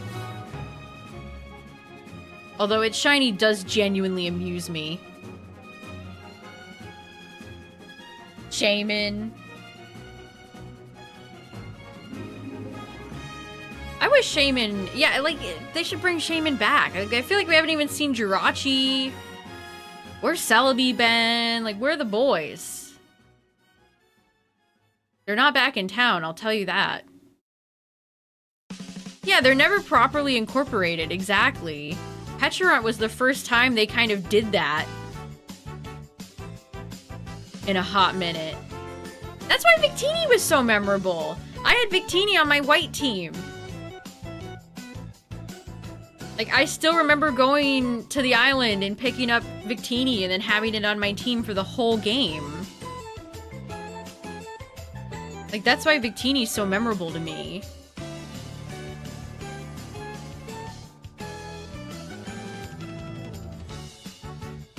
The fact that Victini has never been released shiny blows my mind. Since Gen frickin' 5. I think I agree with you, Cacturn. Give Marshadow's, like, transformed form, like its little fighting form, a different design. It's not distinct enough.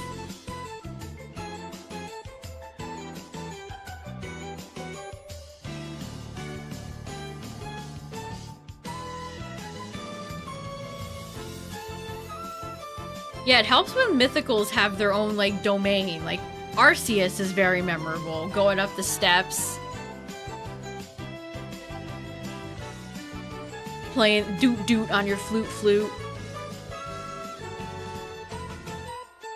When I was trying to shiny hunt Hisui Sneasel the other day, I kept resetting in PLA and hearing every time you go back to the menu, it plays Arceus's little, like, flute. I was just thinking it's, like, crazy to hear this in an official Pokemon game.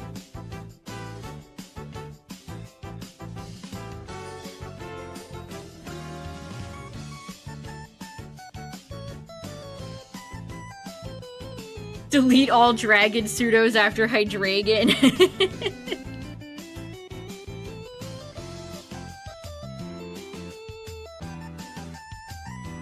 Golurk size. That would have been funny.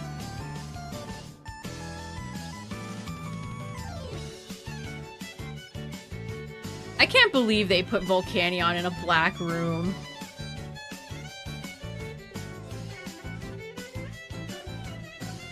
Yeah, we're still in Drought Island.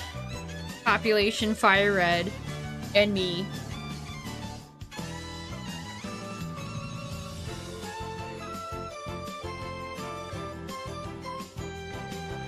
Yeah, part of me was almost like, they shouldn't be able to use this Arceus tune.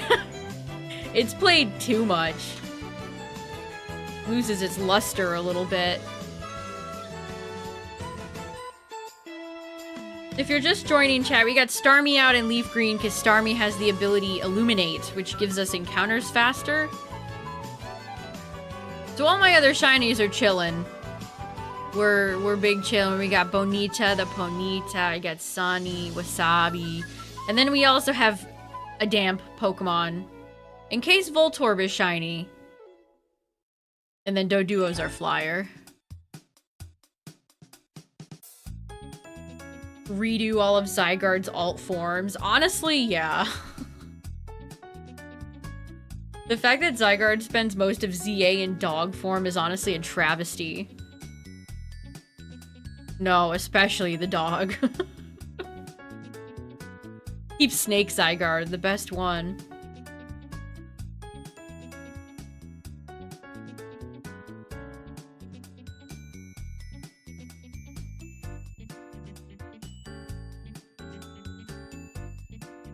Yeah, the World Eater Snake. I thought that was a fun idea. Is that what Zygarde's based off of? I don't get those vibes at all. Nothing about Zygarde is big or world-eating. He's more like a Power Ranger Zord than an ancient Greek mythological beast.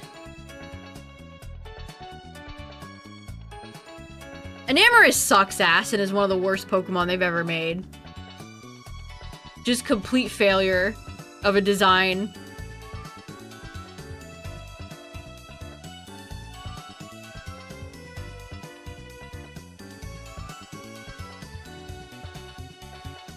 Bottom 5 Pokemon easy.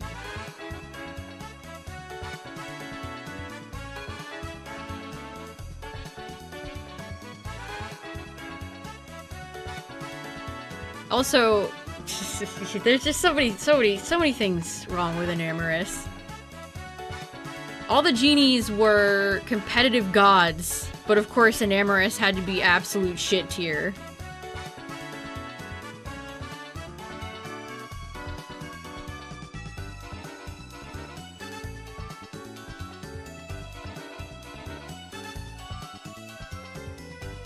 Also, contender for ugliest Pokemon.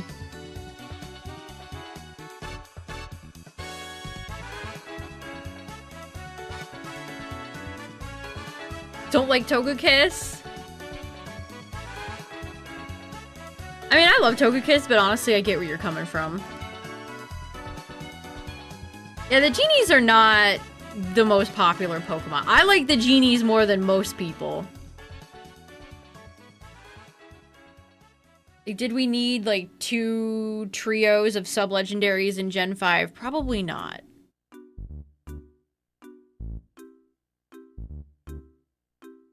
Isn't she supposed to be Spring? I thought her whole thing was that she's Spring.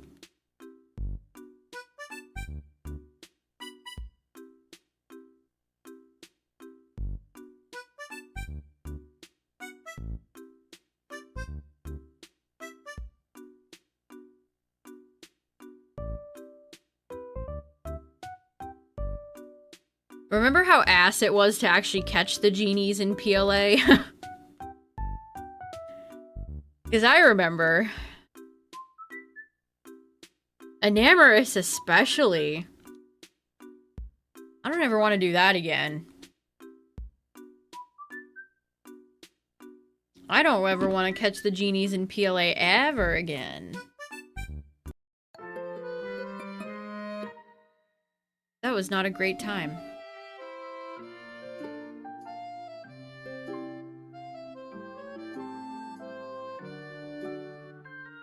I like the Therian forms.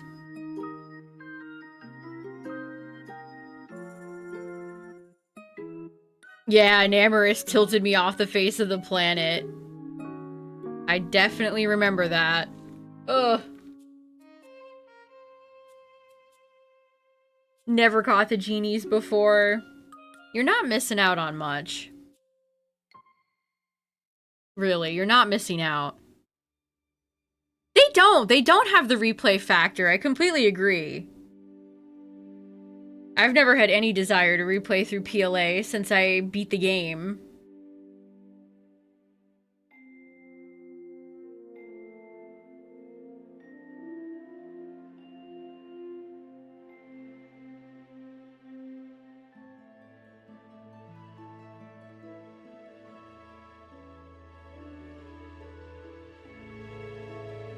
I mean, I have had no desire to go back and replay through ZA either.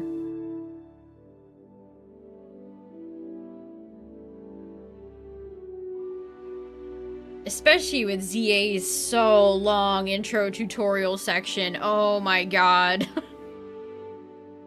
No, I would not want to play that again anytime soon.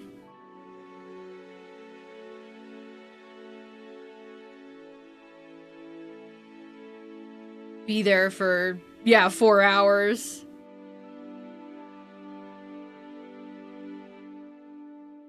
Yeah, PLA definitely has some of that RNG stuff with the space-time distortions.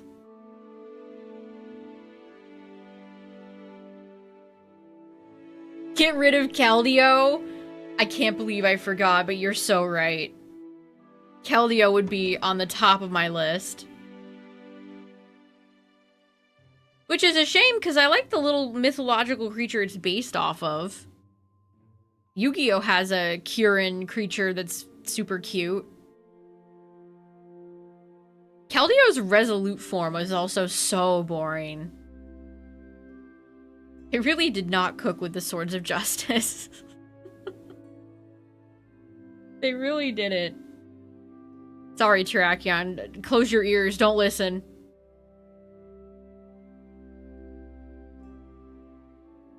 Yeah, there's so many moments, like, we'd have to go through all the Hisui Electrode stuff and all the bosses and...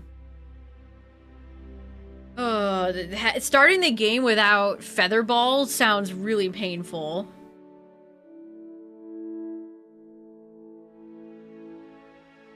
Tries to drown Elsa. That horse had heard "Let It Go" for the last time.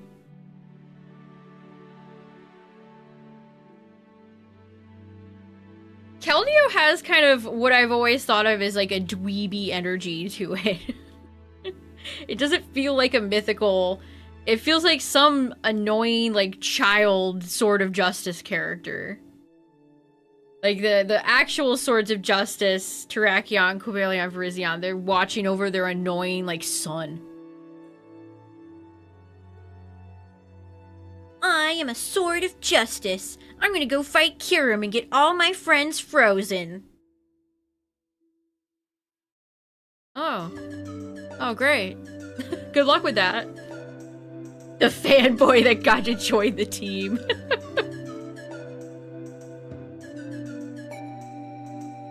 Dweeb.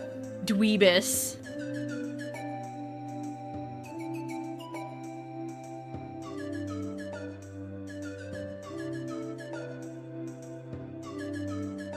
Man, those like era of movies are all so bad.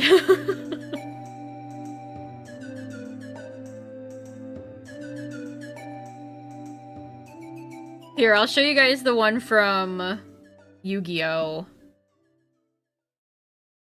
Which, Cyber Kieran, there's a bunch of them. But here's the one from Yu-Gi-Oh! Which this is a crusty JPEG. Magispector, Unicorn, Kieran. Can we get a better picture in here? Better picture? There we go. See, that's cool!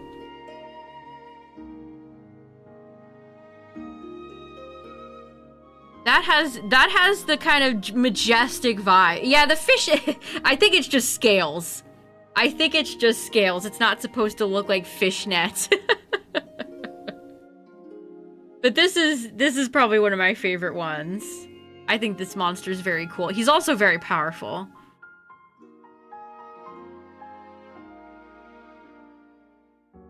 Just a cool monster. Ooh, look at that, sparkly. Look at this, Cyber Kieran. How old is this card? I mean, he's kind of cool, too. That's one thing Yu-Gi-Oh! Does very well. Yu-Gi-Oh! Does machine monsters very well. Oh, we got a little anime girl riding Kieran. We got Dragon Master Knight at home. Oh, this is Magispector Draco, Ryu.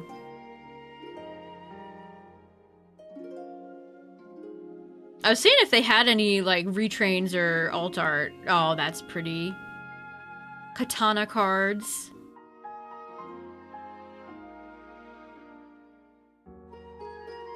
Oh, you played Cyber Dragons? I love Cyber Dragons. I love Zane. Zane's a fun character.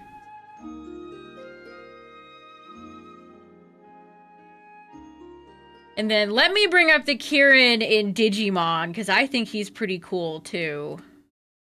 That would be Kudamon's line.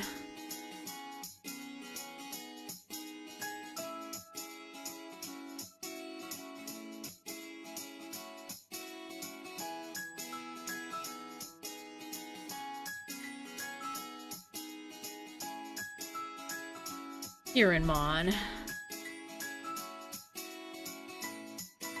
This guy's in Time Stranger, if anybody's playing Time Stranger. But that's what he looks like. More horse than... I feel like the Yu-Gi-Oh! One is more dragon, and this one's more horse. Oh, he looks more dragon there. What's up, Yeti? We're talking about Kieran's.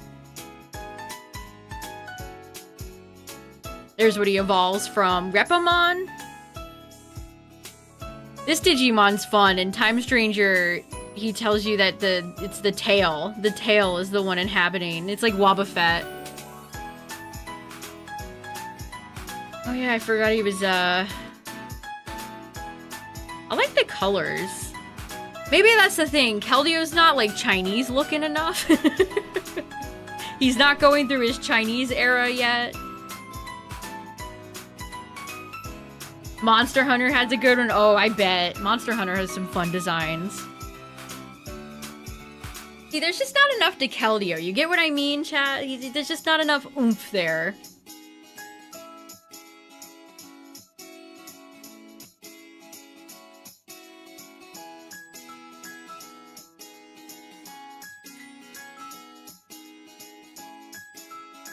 I don't think so. Could be both, or a mix of both. Destroy you if you're not prepared.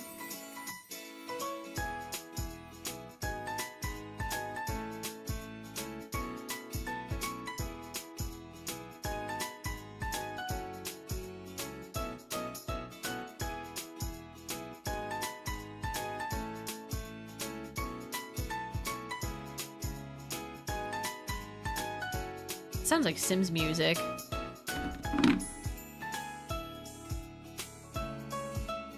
Yeah.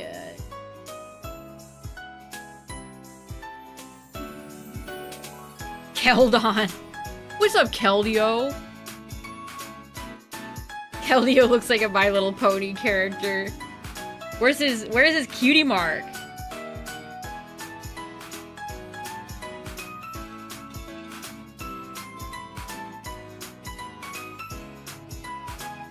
It says Keldeo is most likely based on Scottish legend of Kelpie. Keldeo is also likely based on the Kirin, referred to as Chinese unicorn, which is depicted as a single backward curved horn and the ability to walk on water. So it's both.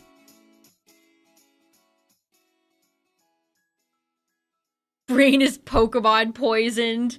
How many times have I said Ammonite instead of Ammonite? I've said Relicanth instead of Coelacanth. I think we're all Pokemon brain poisoned. The snout. Yeah, it's not majestic in any way. Like I said, it's like a little dweeb. He's like a little guy. But not affectionate little guy. This song is Yoshi coded, which means I don't like it that much.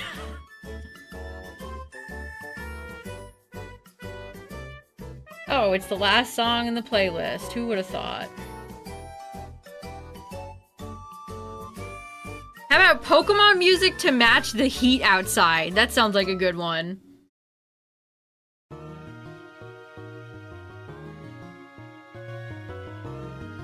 Ooh, loving this video they have. Got the Sage hanging out with Volcarona. Let's go. This is from OST Mania. Cool Lugia profile picture. Big fan. It looks like it should evolve, but it doesn't. Yeah, they should have given it an evolution instead of its resolute form.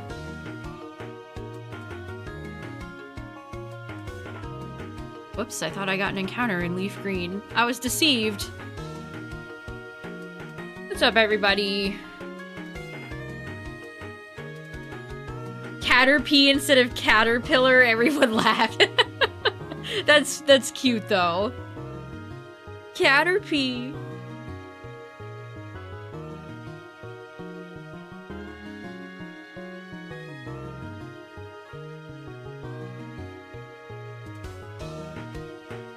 Yeah, if I didn't have Charmeleon, I would think Masuda himself came and zapped my Switch 2 overnight and sucked out all the shinies. Something ain't right.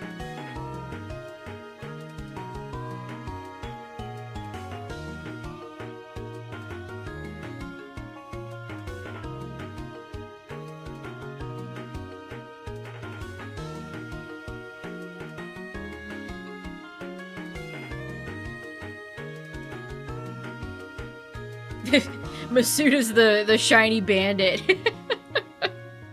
He's like Santa, except instead of presents, he goes down your chimney and zaps your Switch and drains it of all its shinies.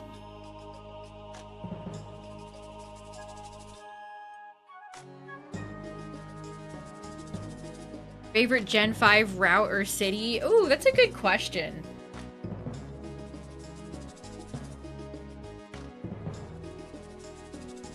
I mean, Driftveil's pretty iconic.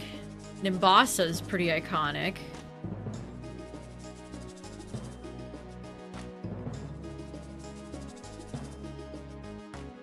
My problem with Gen 5 is that I played through Pokemon White in Japanese, so I don't remember a lot of the city names. I don't remember the city names that well. Where would I live in Hoenn? I feel like Slateport would be nice. Lily Cove, a classic. Haven't had a badass mythical since half of Hoopa. You don't count Zarude as being badass.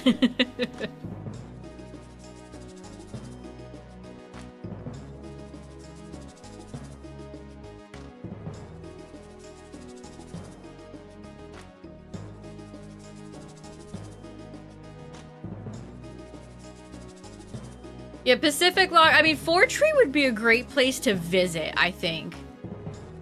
Fortree would be a great place to visit, but do I want to live there? I mean, that's essentially like... Is Fortree inspired by Kokiri Forest? I feel like Pacific Log is like a resort town. Like it's one of those resort towns on the water where you have to pay thousands of dollars to stay there.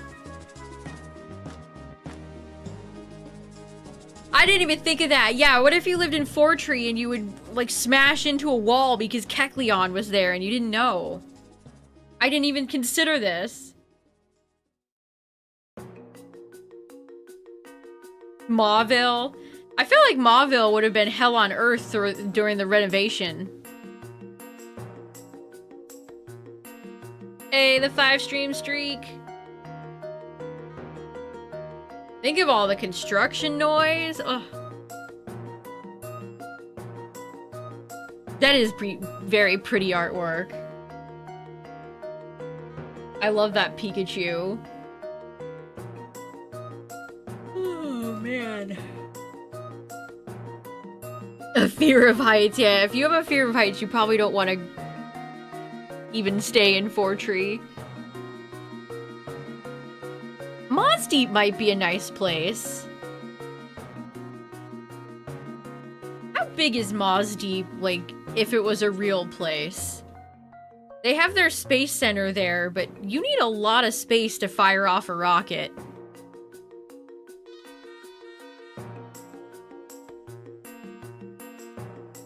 Lava Ridge. I feel like living in Lava Ridge, it would be like if you lived in a senior citizen community in Florida.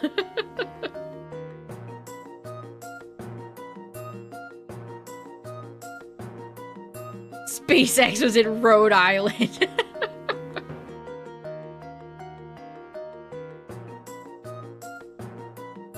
It's always interesting because Ash will visit those locations in the anime and they're fully fleshed out, giant, regular sized cities. But sometimes then they're smaller than you'd think. It just depends.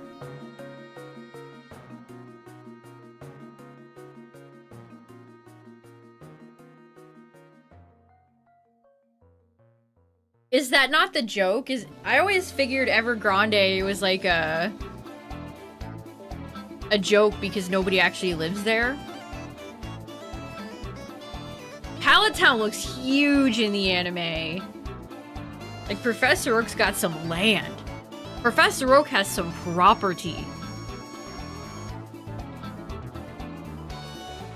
Old Dale City.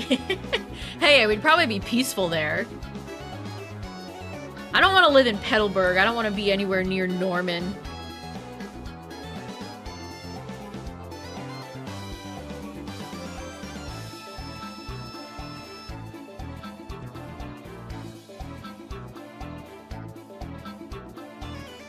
In Sinnoh? I'd have to think about that. Where's the most desirable place to live in Sinnoh? I'm gonna Google a list of cities and jog my memory. Sunny Shore. I mean, I feel like Volkner does not take care of Sunny Shore. If there was like another power outage, you'd have no power for days. That would suck.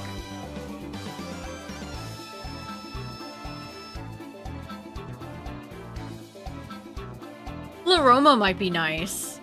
Live in the underground. Snow Point.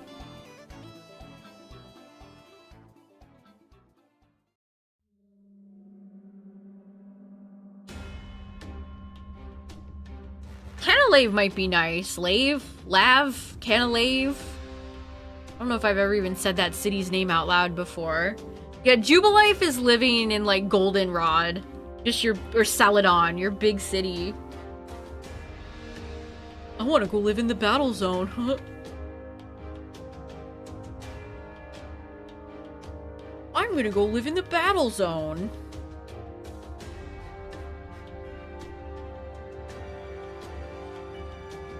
Come on, LeafGreen, you're killing me.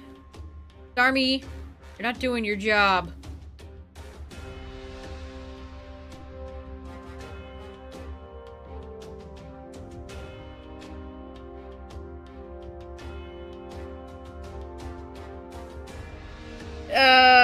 Gardenia is an Eterna city.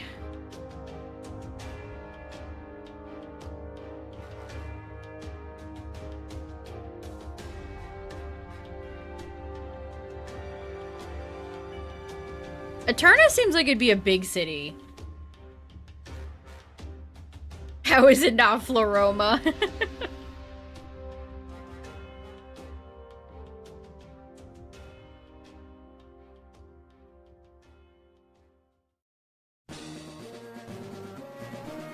Allergies. Yeah, you'd probably get a high pollen count there. Speaking of Gen 3.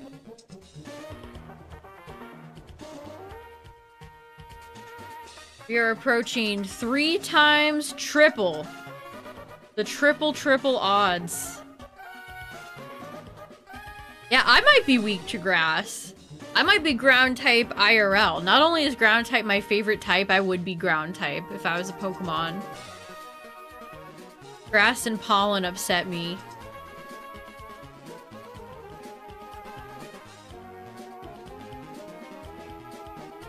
Wind power.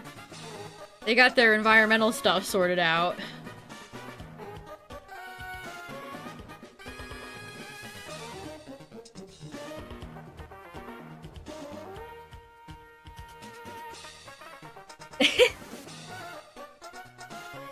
Chat, Bulbapedia lists the population. Hold on, that's so funny. That's actually really freaking funny. Let's look at some of these, shall we? Twin Leaf Town. A population of 10 people. Sandgem, 25. Wow, there's 124 people in Platinum? I genuinely did not know this. Wow, look at how many other... Wow, 75? Oh my goodness. Got an extra... Oh, I bet it's the extra... The extra NPC is the one who gives you the mythicals in BDSP. 51 in Eterna City. Oh wow, Diamond and Pearl had more with 91 citizens. Somebody get Annie Austin on this. Take a census and see how many of these people are employed. Wow, Veilstone's got 82 in Plat. I didn't realize the NPC's number fluctuated that much. Celestic's got 22, just point blank. Pokemon League, question mark, question mark. Wow, the fight area in the battle zone is 31? That's so interesting. 124 folks in Jubilife and Platinum, wow. Yeah, we've got the deep Sinnoh lore. What's the most populated Pokemon town, then?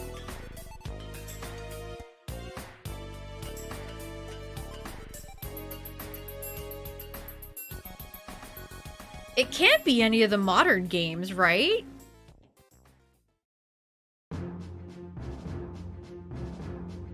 Town with the Academy and Scarlet Violet. Oh.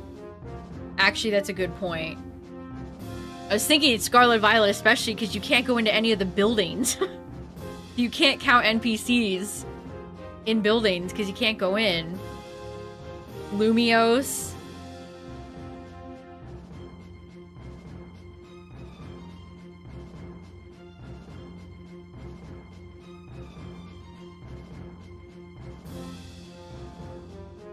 Yeah, Black and White probably has some big cities. I mean, we can look.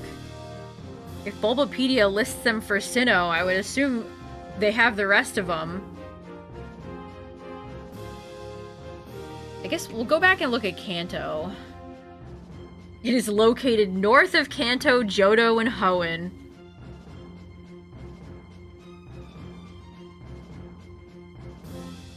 Okay, we got some populations.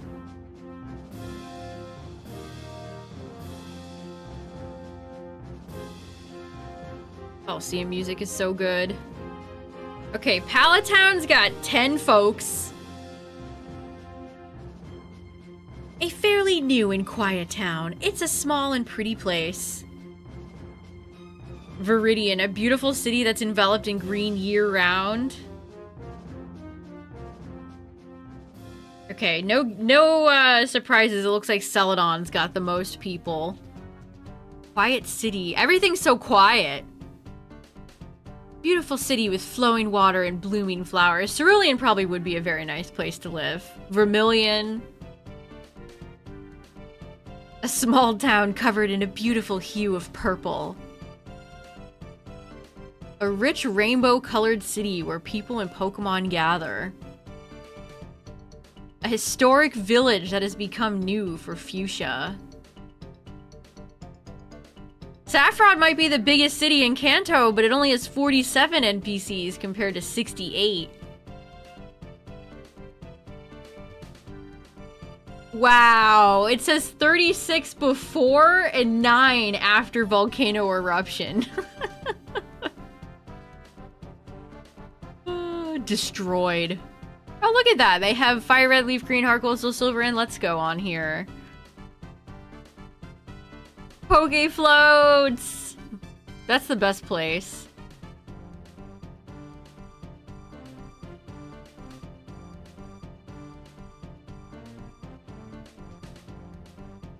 They keep moving this on me. Oh, we got some big numbers here.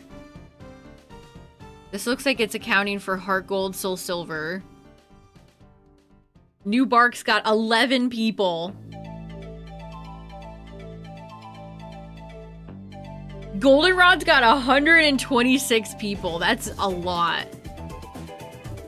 Also, heads up, chat. Ads are gonna play, but we're looking at cities, so you're not gonna miss much. Frontier Access 11. Okay, so nothing too crazy. Goldenrod is our biggest city, though. I think at 126. Okay, if you click on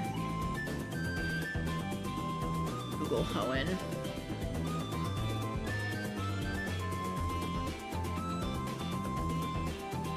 Okay. The Mauville was 148.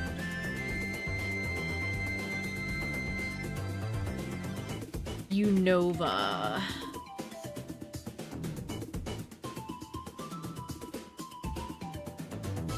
Damn it, Bulbapedia, stop moving your charts. Oh, whoa, I'm seeing some huge numbers already. Castelia has 137 people. Nimbasa's got 239? Oh my god. Wow. That's gonna be a hard number to beat. Okay, so 229 with for Nimbasa. Wow. Black and White are just built differently, chat. Pokemon League's got 10 people. Black City's got 45. Black City's much bigger than White Forest.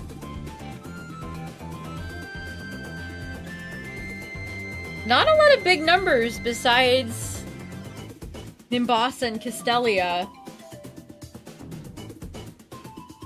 Mistralton. Some of of the city names in Gen 5 are goofy. Maybe that's why I don't remember a lot of them. Like this. Closessie Town? Home to former champion Alder. Okay, Alder. Okay, Kalos. Let's take a look at Kalos. Whoa! 448 for Lumiose. That's a ton. That is so much. Okay, we've got a new record. Silage. That's a stupid city name, too. Geocentrally has 16 people! That's so funny. At least it wasn't a high number of tragedies, considering what happened to those houses. Geocentrally has 16 people. That's so funny.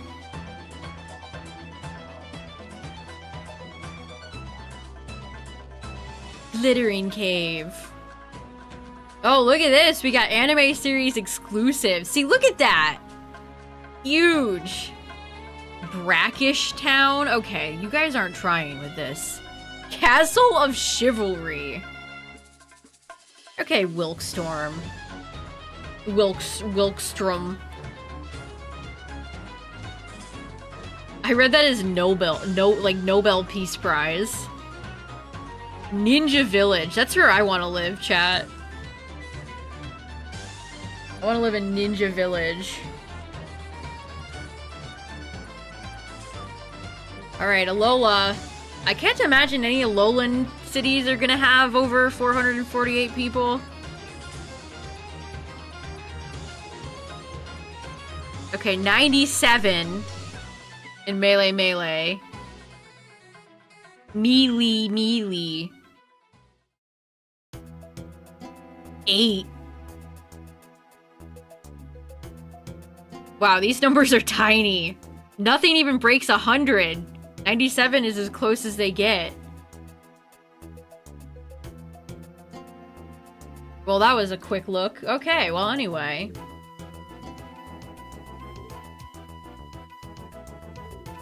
Galar. Postwick has a whole 5 people in it. What's up, CB? We got on a side tangent of looking at how populated Pokemon cities are. Hammerlock's got 102. Okay, Winden, 157. Freezington only has 9 people. Winden is such a barren... Ugh. Look at how dreadful all these places are. So frickin' linear. The hallway simulator game.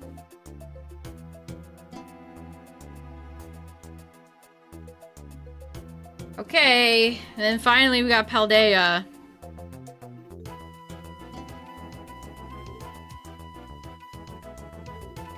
Do they not have a citizen count? No, they don't have one! Anime exclusive. Oh no, never mind. I skipped right past it. That's it? 174? Zapapico's got 51. So Lumiose is the winner then. Lumiose has 448 NPCs in it, making it the winner.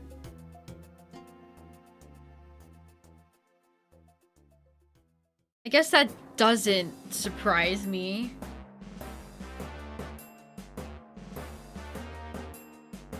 Get some good mystery dungeon music.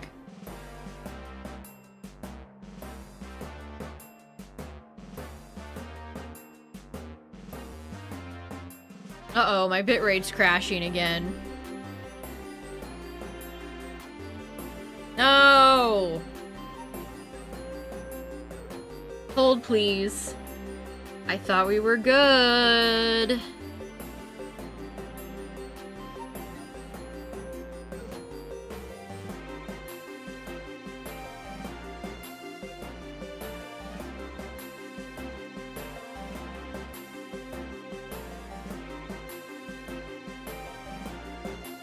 Oh yeah. Why was that not linked on Paldea's? Yeah, Mezagoza's got 756. No.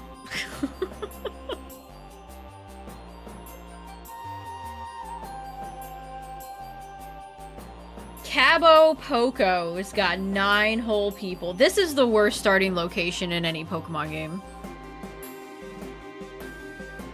Cabo Poco.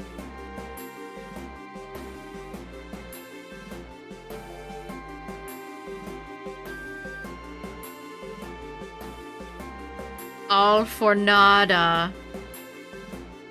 Is that supposed to be all for nothing? Is that a joke? All for nada? Nada is in nothing? All for nothing? Ugh, you see those poop textured mountains.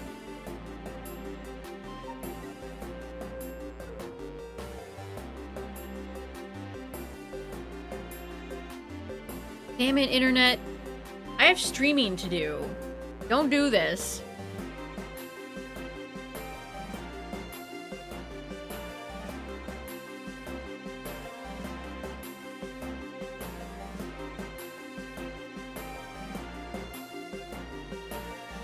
Yeah, I guess so. Mezagoza is a hip-hop in place. That beats out the 448 people in Lumios.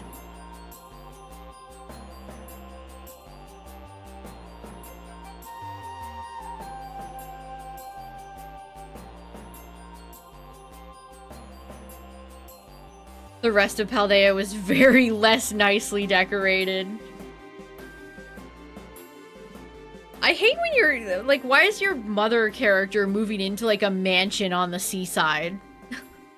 I know that's kind of a weird, a funny nitpick, but I always think that.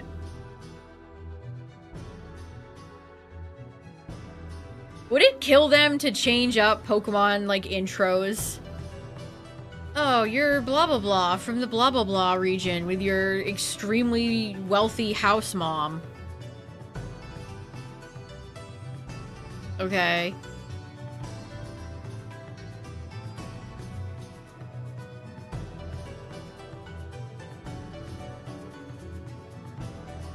Yeah, Lumios and ZA might be the biggest. It probably is the biggest. Although, I don't know if that's necessarily fair. Like, the whole game takes place in Lumios.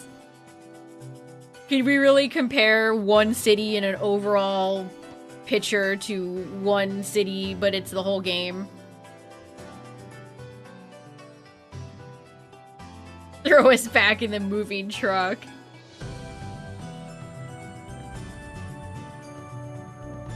Too unfamiliar to Masuda.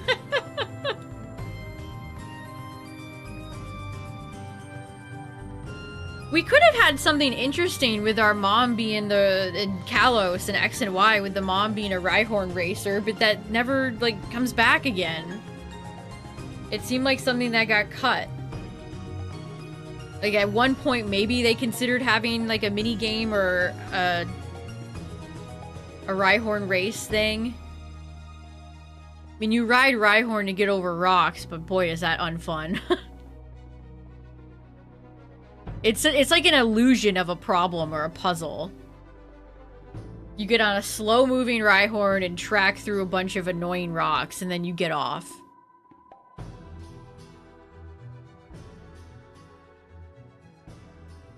The illusion of gameplay. Yeah, there's no roads in Hoenn.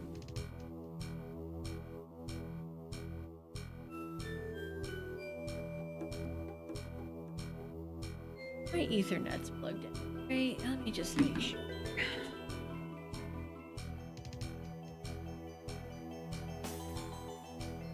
plugged in.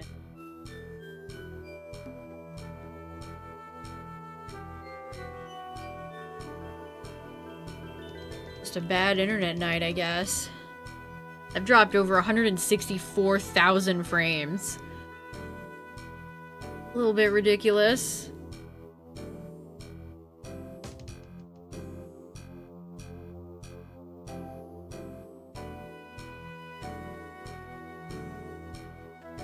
Okay, it's yellow, and it's green.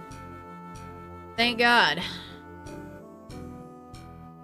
A region equivalent to Po Town. That's one of my favorite parts about Alola. The abandoned grocery store Mega Mart where Mimikyu is also a fun...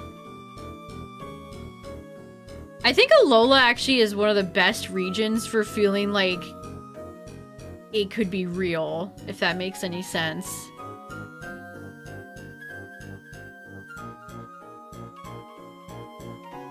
Frames you how ugly it is. We'll be playing some BDSP next week, chat, if you can believe it. For Safari Week. A little bit of Shining Pearl, a little bit of Leaf Green. All Safari fun.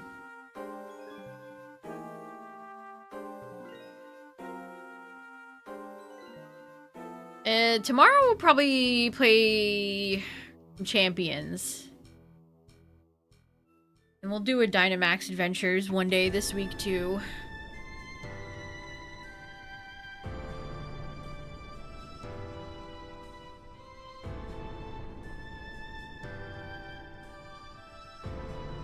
That's what I did last year.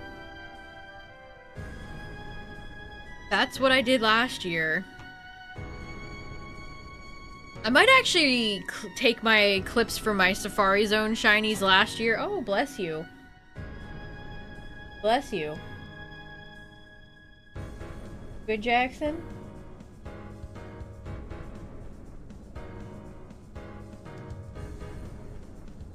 I might take my clips from my successful shinies last year and put them up on YouTube.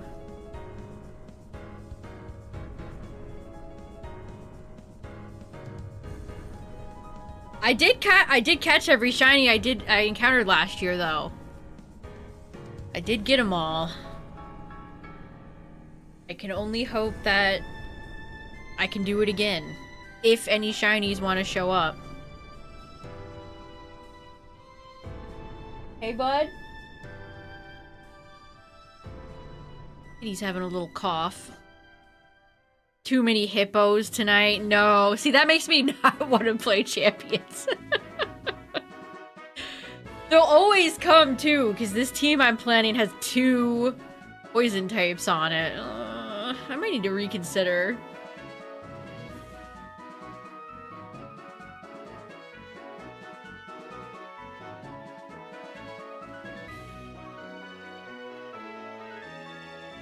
The hippos are very hungry. Air balloon. Game Freak. Listen, Ilka, Game Freak. I'm putting out some brain signals for you. Manifesting air balloon. In the next update, the next regulation, please. Just one little air balloon. Yeah, he's good, Galaxy.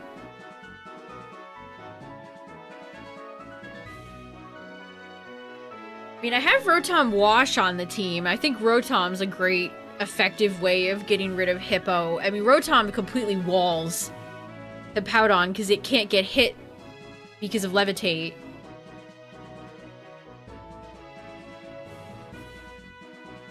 But then I could run the risk of missing Hydro Pump, which would be rage-inducing. I thought about putting Primarina on the team again, too. It's hard, Chad. It's hard to try to come back with a new team. There's just so many working pieces, so much synergy you have to get right. It's tough.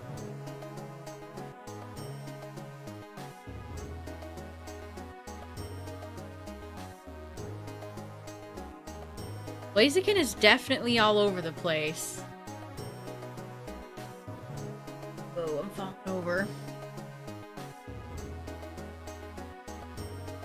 I want to try out Sneasler.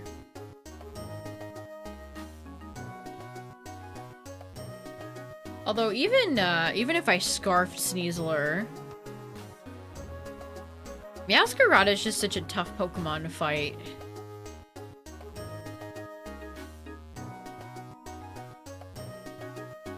I was also thinking about Whimsicott. Whimsicott could deal with Hippo.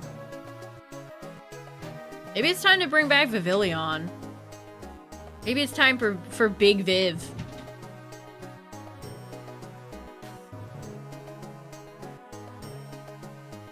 I hate the baton passers. I respect regular Mega Blaziken way more. I hate the baton passers.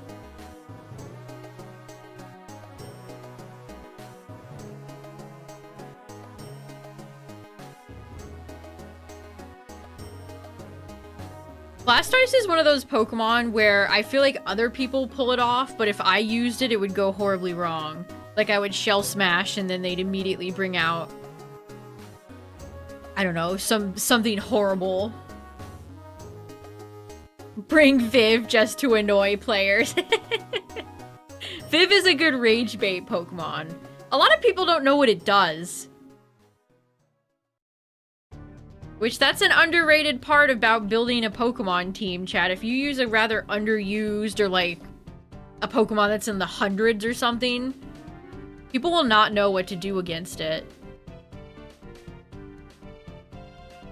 So Vivillon's whole trick is that it has compound eyes and sleep powder. So my Viv has sleep powder, it has substitute, so you put your opponent to sleep, you go up for the substitute, and then you quiver dance. And then the final move is Hurricane, which would also, I mean, I have missed Hurricane with Viv. It's not like it's a 100%. But it's still a great... the odds are in your favor, which doesn't mean much in Pokemon.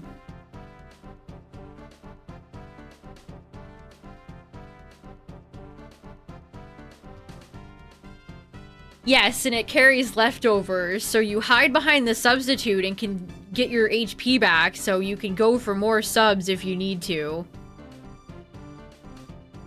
It's a really easy Pokemon to set up if your opponent has, like, a Duraludon out. Anything that's slower than Vivillon, which are most things, not everything.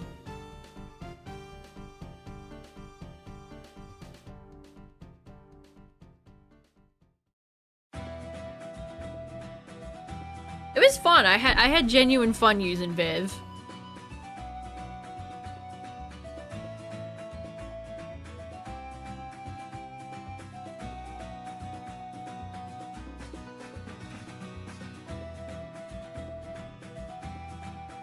Good night, Galaxy. Have a good one.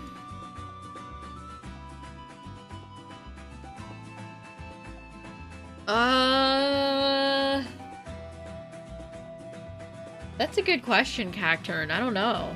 Oh, that stupid stadium field on the beach. I hope the stadiums in Winds and Waves are a bit more impressive than they were in Scarlet Violet. With 3 identical waving grandmas watching.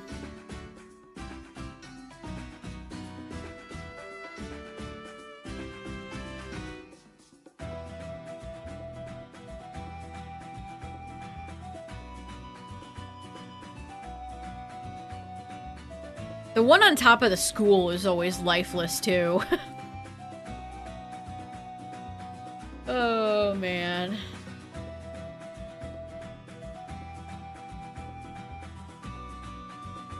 Oh, you got Shiny Terrakion and Latios today? Nice! Congrats! Yeah, nobody wants to live in Paldea. They should be embarrassed. They should be absolutely embarrassed. I think somebody should have been fired at that company for how poorly those games turned out. And I'm being 100% serious. I think it was disgraceful.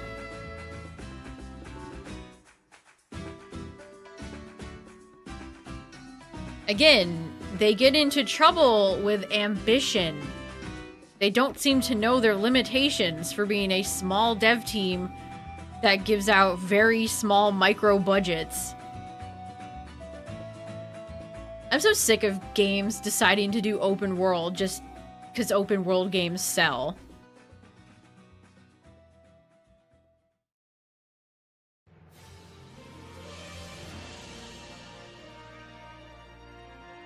Yeah, I mean, Nintendo doesn't... Like, imagine if Breath of the Wild turned out the same way Scarlet Violet did.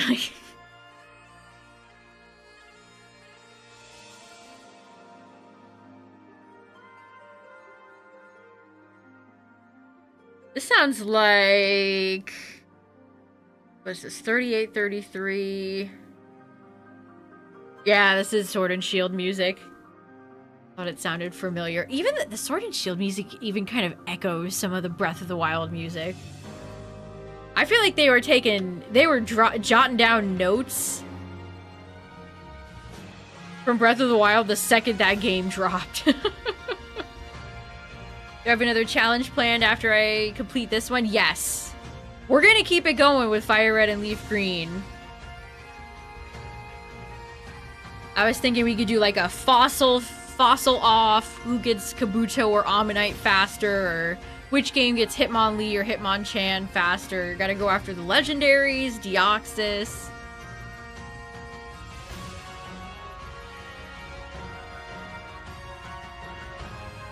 Absolutely. And then whenever Ruby, Sapphire, Emerald drop, I have plenty of ideas for those too.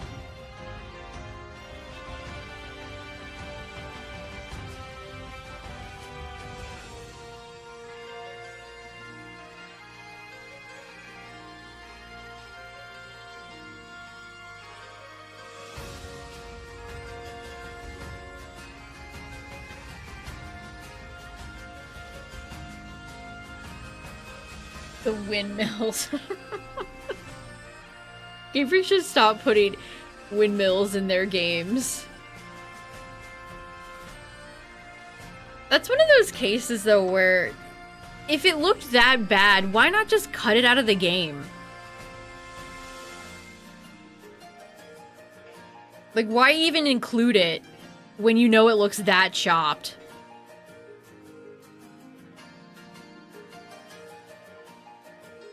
It's like the cutscene. Remember the cutscene in Sword and Shield where Zacian and Zamazenta turn around goofily in place? Why even show that?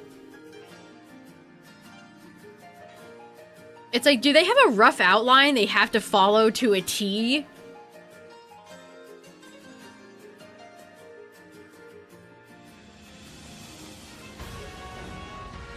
Like, there are so many ways they could use clever camera tricks or cutaways or pans that could hide some of the goofiness.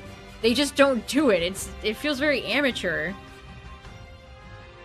Like, why would you ever want to show Zacian and Zama turning around in place? Did anybody in that editing room go, hey, fellas, maybe we should do something else?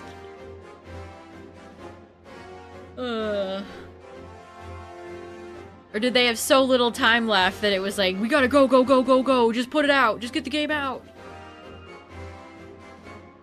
I haven't seen my wife in 3 weeks. My children don't remember me anymore. I don't know if Game Freak crunches or not. I just assume every company falls victim to crunch, but maybe not.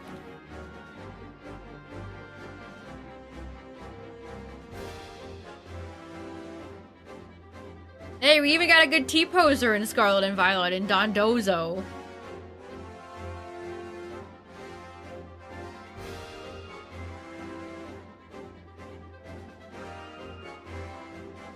The Don. You know who wouldn't like Hippo? Or who Hippo wouldn't like? Dondozo. Adding Dawn in the game would be a surefire way to see less hippos. But that would come at a great and terrible cost. Iono's Electric City feels underdeveloped. It is. There's nothing to do in the city.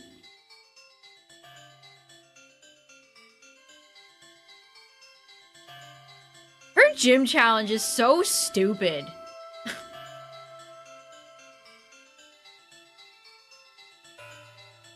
It's like, are we making games for, like, the Paw Patrol crowd now? Is that what we're doing?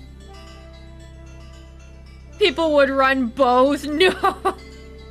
I don't know if I could deal with Hip Howdon and Dondozo together. That sounds like a match made in hell.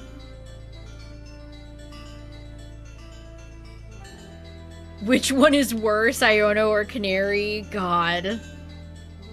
The thing about Iono is that she's barely in the game. Canary just shows up all the time, and it sucks. You have to battle her way too many times. And, like, Naveen is directly, like, a fanboy. Her presence takes up way more space in ZA than Iono takes up in Scarlet Violet. Just hit 10k for Remoraid? Oh, that's rough. I hope you get your Gunfishy soon. Because it didn't take effort to develop.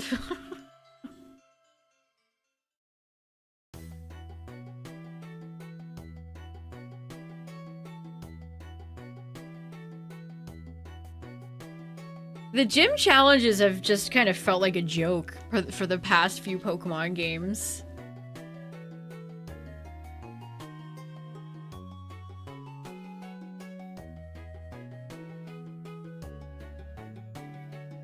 And not that they've ever historically... I mean, Lieutenant Surge's gym, my biggest op. There's been questionable gym designs in every Pokemon game, I will admit that. Freely. But they just feel so, I don't know, not thought out lately. You get what I mean? Oh, we get to be the top streamer again. Apparently there's a streaming character in Winds and Waves. Oh boy. Game Freak loves sticking influencers in their games. It's so funny. Because that's what the kids like. The kids like influencers and VTubers. We've got to emulate what the kids like.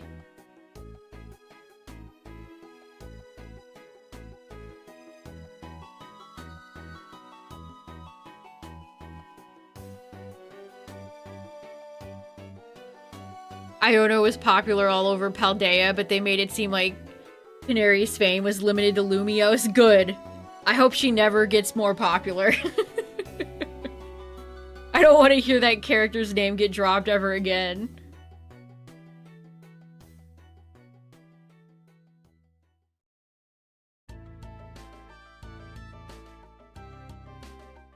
Another teen girl streamer. Ugh, kill me.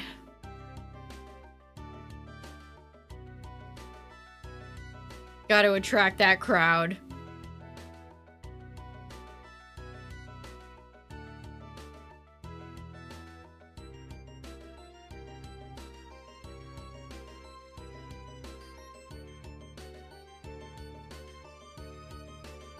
Be sure to like, comment, and subscribe. The hottest humor of 2017.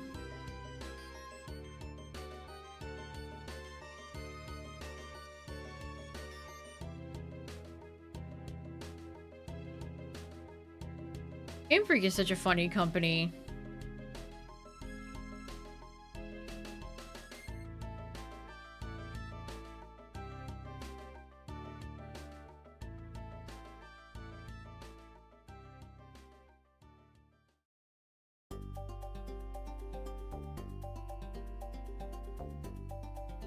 A commentary streamer.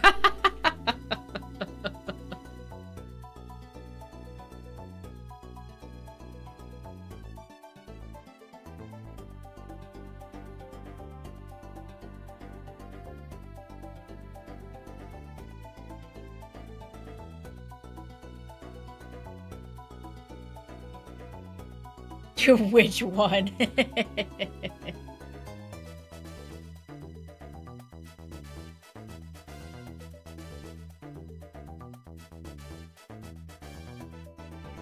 A streamer gym leader that does unboxing videos. What's up, everybody? We're unboxing the brand new Rotom phone 3.0 today. And, fresh from the Rotom company. Never been opened before. What's up, everybody? We're testing to see if the Rotom phone can survive a 900-foot drop. Can it blend? We're putting the Rotom phone in a blender.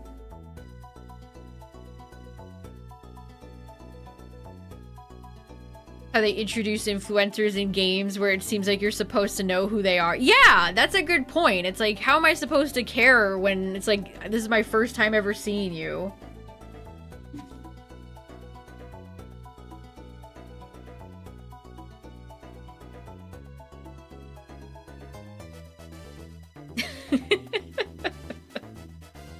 I want to see a Pokemon influencer pranker character.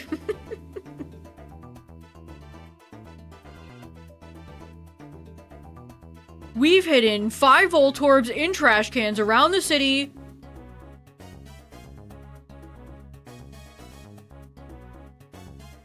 I'm sad about Naveen. I quite liked him at first.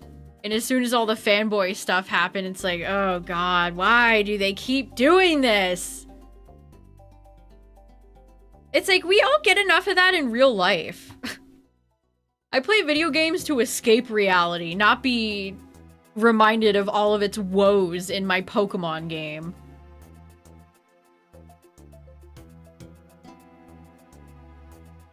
And it's also just a tired trope that Pokemon has done many times now. Yeah, and I don't have they don't give you enough agency in your character to tell Naveen to stop being a freak. Nobody cares, Naveen. Keep this shit to yourself. I can't have my character say that, sadly.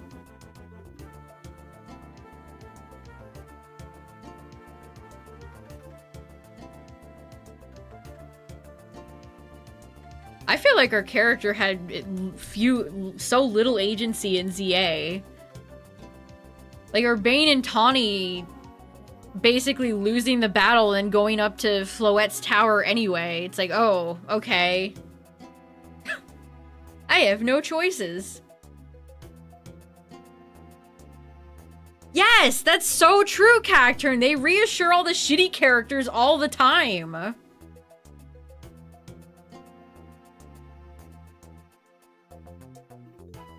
Corbeau especially. Like, the game treats him like a darling. Never once bringing up the fact that, hey, maybe giving children loans is not a very nice person thing to do.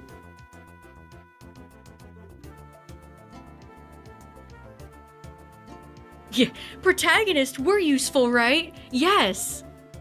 Yes. Those are your choices.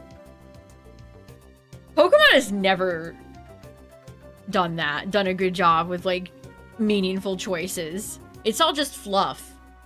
Pokemon choices are all just a bunch of fluff. They're never actually going to amount to any significant choice or anything. It's not like a Telltale game.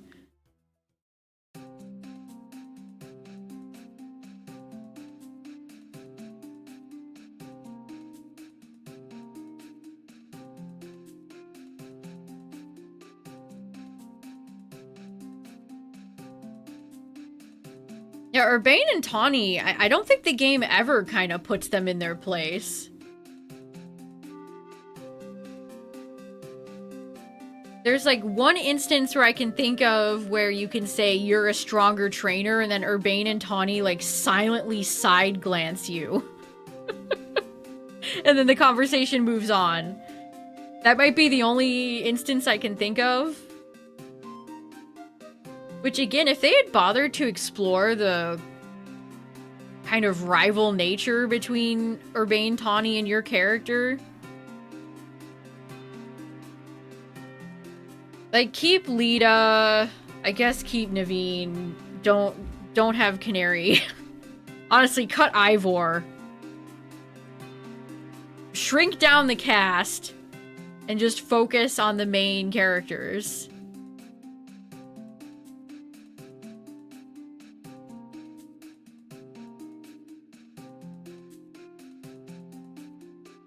It's such a different way than the way they wrote PLA, too. Because in PLA, I was kind of enjoying Don Lucas's character, their past character. But then about, I don't know, 30% of the way into the game, they kind of vanish from the face of the earth and they don't come back until, like, the end of the game. I would have liked to have done missions with them together and gotten to know them more. I feel like you end up learning more about Rowan's past self or Silene or those characters a little bit more. And by a little bit more, I mean not much.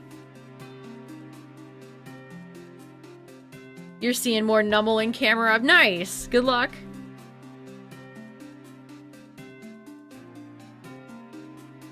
PLA rival got replaced by the Galaxy leaders. Yes! Yeah, I like Silene too. I'll give PLA this. When we got kicked out of the city or the town, I was outraged. That did get quite an emotional rise out of me.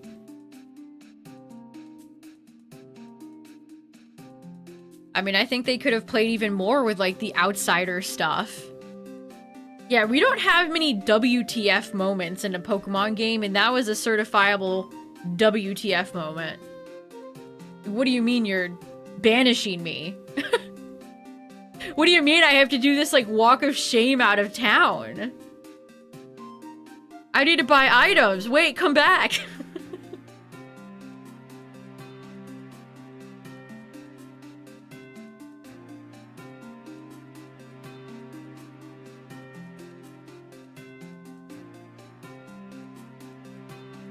I think before the next Legends game comes out, I'll want to revisit PLA and possibly ZA. We'll see. We'll see whenever that moment arrives.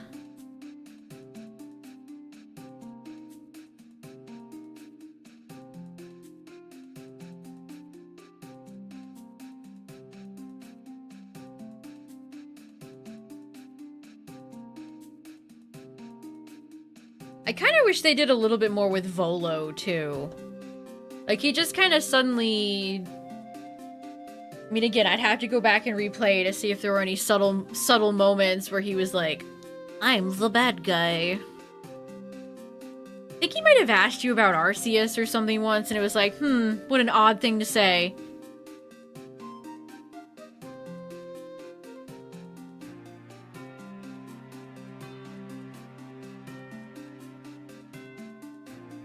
I honestly think his Arceus hairdo was maybe a bit too much, but it's also kind of fun, so I'm torn.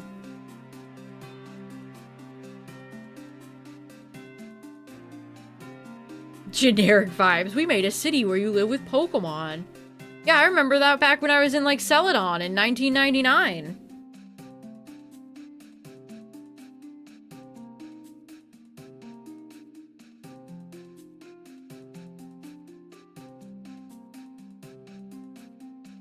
Which we did get another leak today. Ball Guy tweeted out, which we discussed this before, but if you weren't here for that, chat, we got a new leak today, and all Ball Guy said was, electric bat. That's it. 2 words. Electric and bat. No word on if it's related to Zubat or Noivern or Swoobat, just electric bat. Could they have it, like, flying at night? Wait a minute. Could they have it, like, flying at night, like, crackling or sparking? A baseball bat. You know, a sentient baseball bat kind of sounds fun. Sure, why not? What the hell, why not?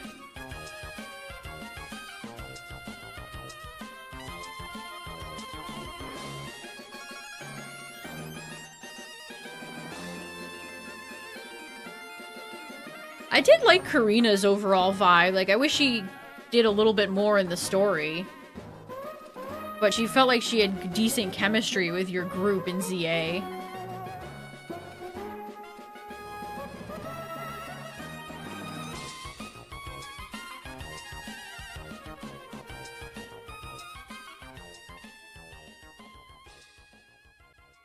That's so funny that ZA ended up giving me appreciation for two characters I never really... Well, I never liked Karina in X and Y. Because her skater design always read too generic to me, and I don't like her Lucario ace. Like, she has nothing visually that looks like she would have a Lucario. She looks like a generic skater NPC.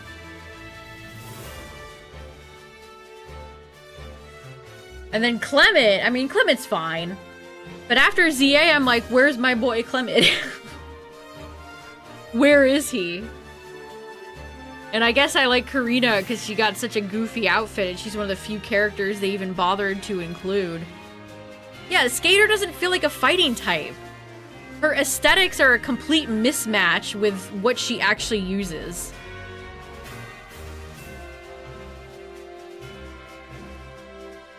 Too gaudy looking. See, I get that.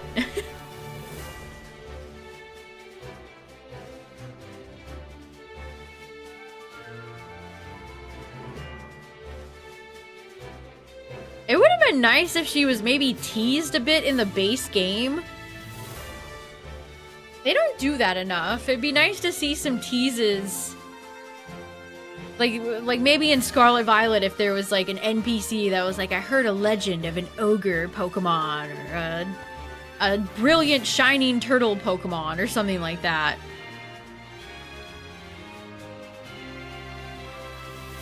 Or I heard Drayden's son Drayden. I heard the gym leader from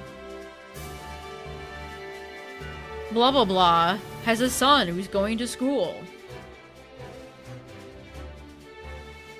I saw a really ugly monkey. You're not gonna believe what I saw.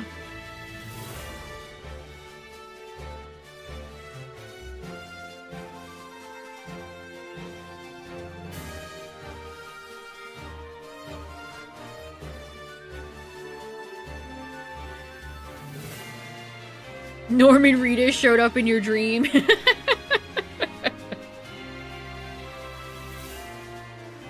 That sounds a little scary to me. I don't think I'd want Norman Reedus visiting me in my sleeping hours.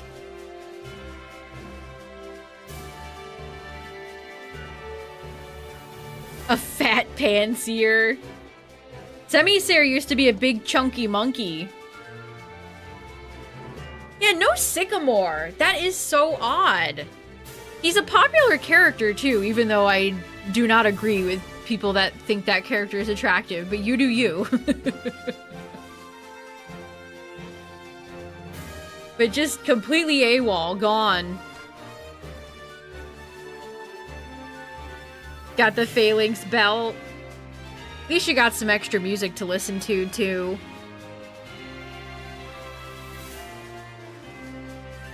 Yeah, that's another thing, a big difference between PLA, too. Like, PLA felt like it had a lot of love for Sinnoh characters, but ZA almost feels like it has contempt. It's odd. Alright, you ready? Lairon? Lairon?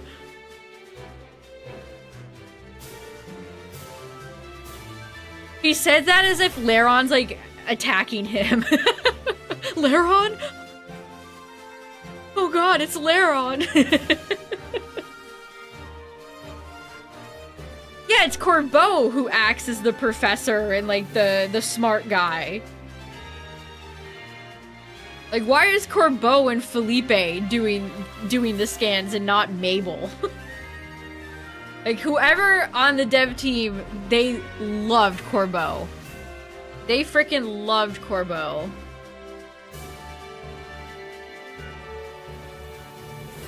Man, Jet had no presence. Her character... Remember when they revealed Jet and Vinny? What did Jet's character amount to? Why was she even, like, featured at all? The Alpha Laron, that was so funny. Laron? Laron's breaking into his house to eat all of his electronics.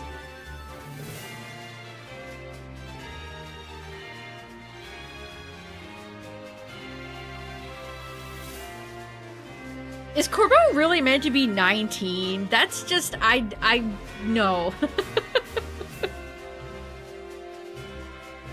I refuse to believe.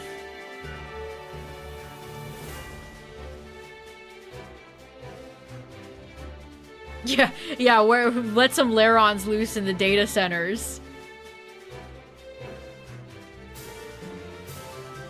That's just your guess.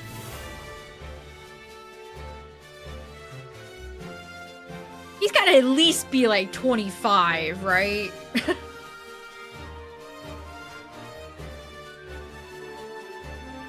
I mean, think of all his employees. Would all of his employees be loyal if he was 19 years old? Like, could you take a 19-year-old boss that seriously?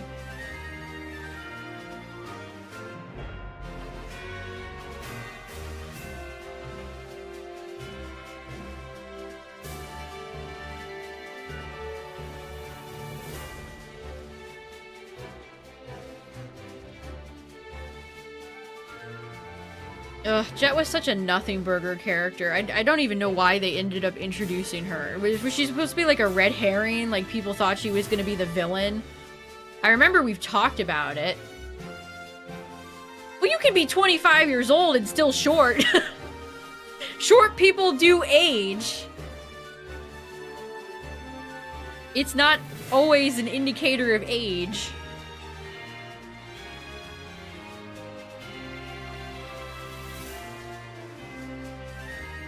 Who is Jet exactly? She's the CEO of Quasartico. And Urbane / Tawny's grandmother. What a stupid plot point that was.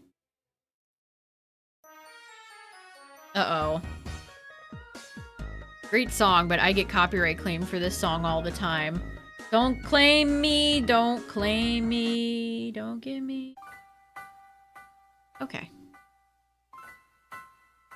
Originally written as the mayor. I'm sick of CEOs in Pokemon games. It's like, okay, big CEO person has their hand in the plot, okay, and big CEO has their hand in the plot, okay. Big CEO. It's like, we get it, Game Freak, we live in a society, I get it, but can we do something else?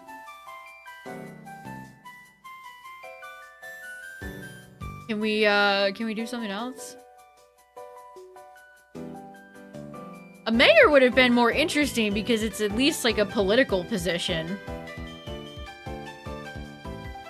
I mean, you know, CEOs are blah blah blah. Say what you will about that, but...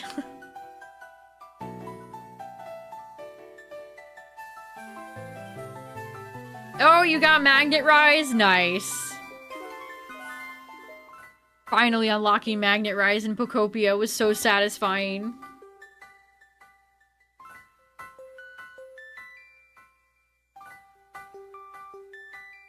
Yeah, that's another instance where, again, there's plenty of evil CEOs in real life. Why do I need 900 of them in Pokemon? It's like, enough already, I get it. I also feel like if, you know, they're casting glass stones in their glass house. Like, Mr. Game Freak, Mr. Ishihara was signing off on all that bullshit.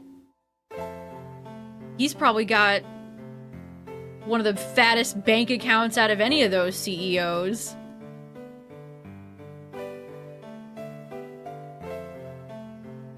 Taking a long break. Nothing wrong with that. I've taken a break from Pokopia too.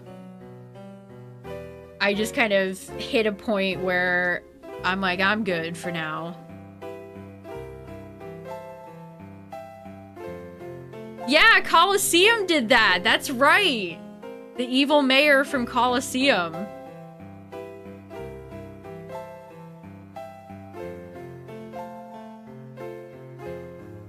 it's like, I don't need Game Freak to preach at me about, like, evil CEOs when you guys choose to spend, like, $5 out of $1 trillion on your Pokemon games. Like, it rings very hollow to me. Ooh, speaking of Pokemon Coliseum.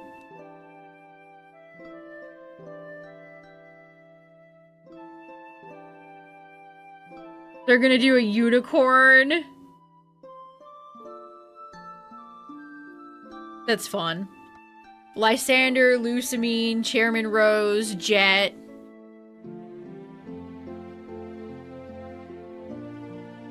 Like, seriously, that's Gen 6, Gen 7, Gen 8, and ZA under the Gen 9 umbrella.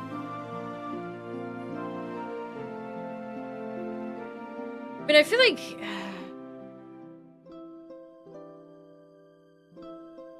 even Gen 9 kind of has that vibe to it, with, like, Gita and bosses and the gym leaders. Like, corporation vibes. It's like, you can't escape it. That's why Ghetsis is the GOAT.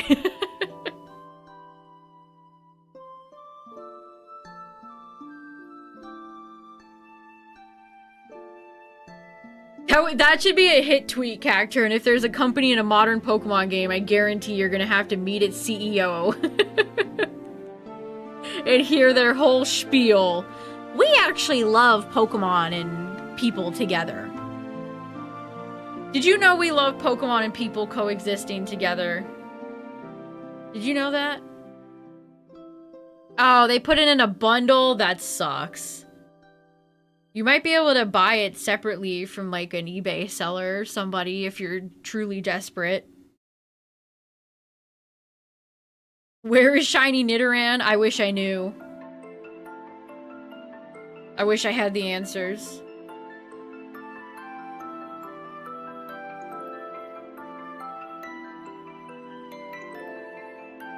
They did Zinnia a little weird. I don't like Zinnia.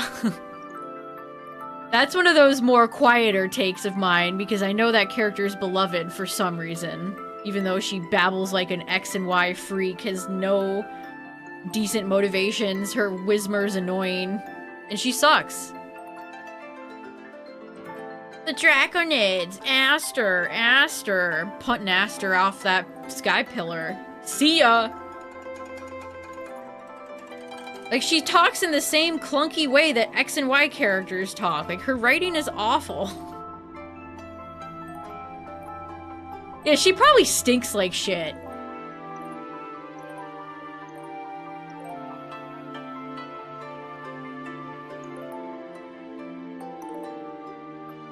And don't even get me started on, like, the weird freak updates they did for Team Magma and Aqua. That nasty little freaky purple-haired girl in Team Magma. Dumbo or whatever her name is.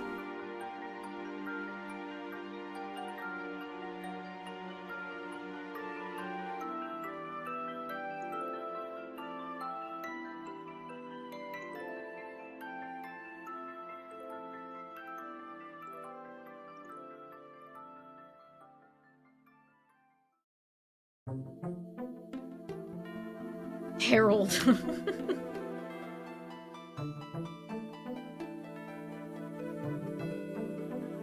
The Team Magma redesigns, there's not a single one that I liked.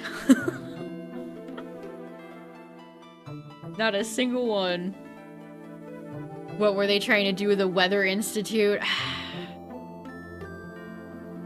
Auraz has such a gobbledygook style writing, just like X and Y, but people are not ready for that conversation yet.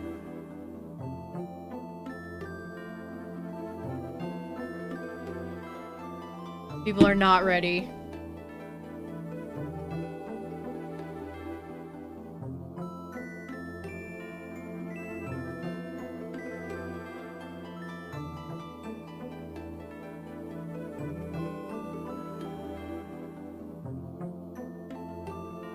Hi, Nidoran. Are you ready? Archie's redesign is the best one. In fact, he might be the only redesign I kind of like.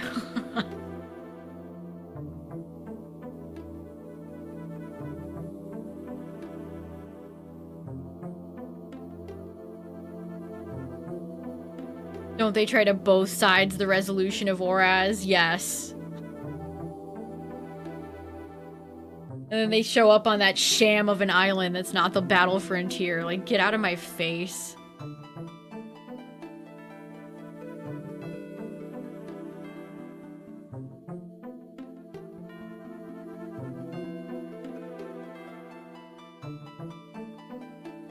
Shelly's redesign has always felt like it's one step away from, like, Rouge the Bat.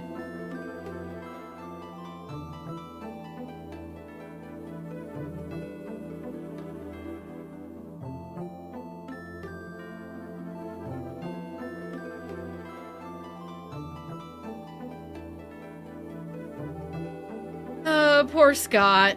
Scott was taken out back and killed.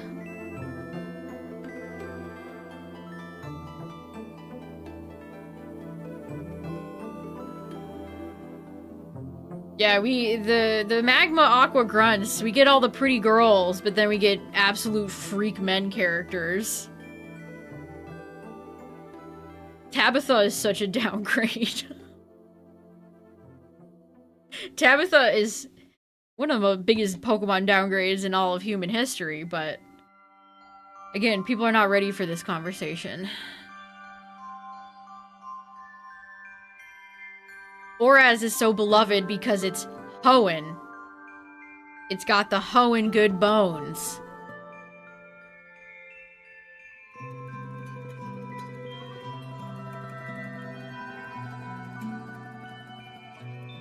I really liked Tabitha's sprite back in Ruby, Sapphire, Emerald because he had kind of a pointed cape look to it.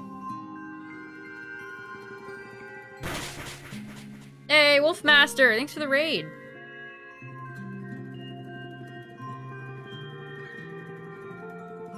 What's up, everybody?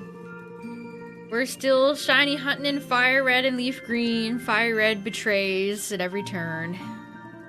Didn't know Tabitha was a boy's name. That's like the Drake and Josh episode where they discuss the name Leslie.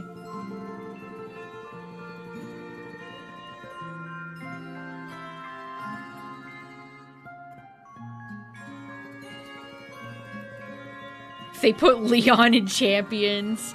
I feel like we're never gonna see any other characters besides the Cordy and what's her name, Caraway. Probably only gonna be those two. Oh, and the Incineroar guy, whose name I do not remember. Hard to remember the characters when you see them in 2 cutscenes per season and can't actually battle them. Avril Lavigne. He was a skater boy. I said, see you later, boy.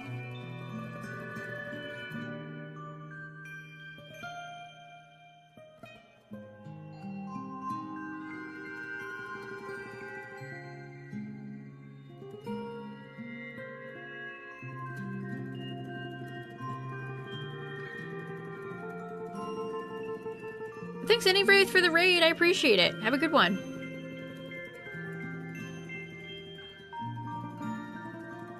It makes me mad every time I think about it, Dragoon. Like, how can we not fight these people?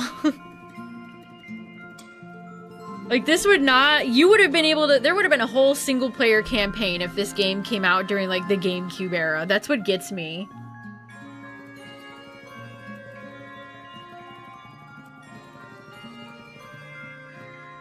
It was, Cacturn. Just a bunch of celebrities, most of whom I didn't even recognize, being like, yeah, I like Eevee. Who cares? Who gaff? Great. Celebrity man likes Charizard, Gengar, Psyduck, whoever it was. Congratulations. Nobody moved.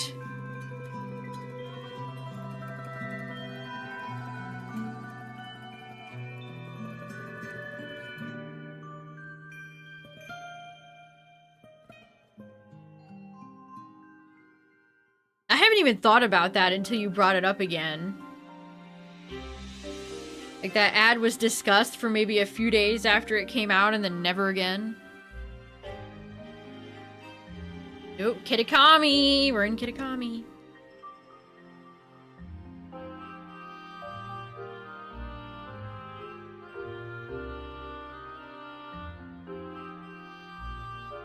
I think they could make tons of money if they just if they only relied on cosmetics and champions, they could make a killing.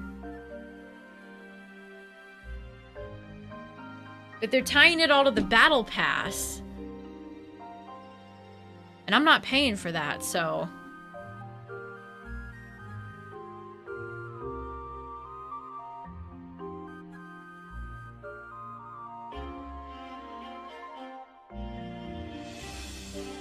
Elijah Wood played Animal Crossing, I remember that.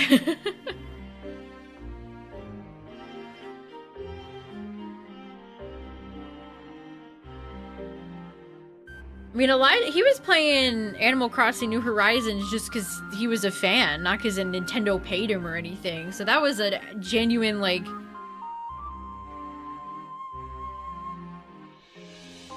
he was being genuine. He wasn't being paid or anything. Yeah, FireRed's putting me through the ringer. Ooh, a Lance outfit. See, they would put some pressure on me if they put a Lance outfit in the game. Especially if it was like, let's go Pikachu Eevee Lance. Uh-oh. Uh-oh, they'd get my ass. It's also such a slow drip feed, too. Like, we have to wait for every new regulation for there to be new cosmetics and stuff. Like, why? It's like they hate money. Like, they should have specifically a team that does, like, cosmetics and stuff to try to get people to give them money.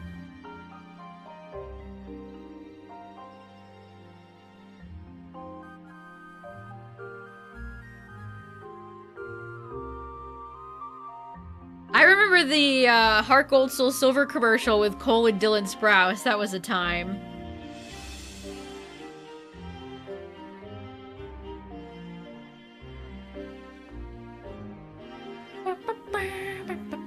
A sequel to Champions? I think Champions is going to be around for a long time. I mean, Pokemon Go just turned 10 years old. Who's to say Champions can't turn 10?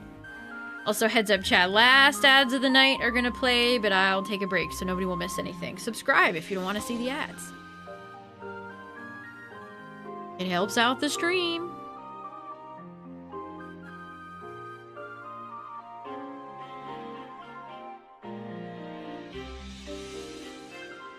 Also, speaking of which, you could become a channel member on YouTube. I have many alluring, lovely emotes that you could have access to.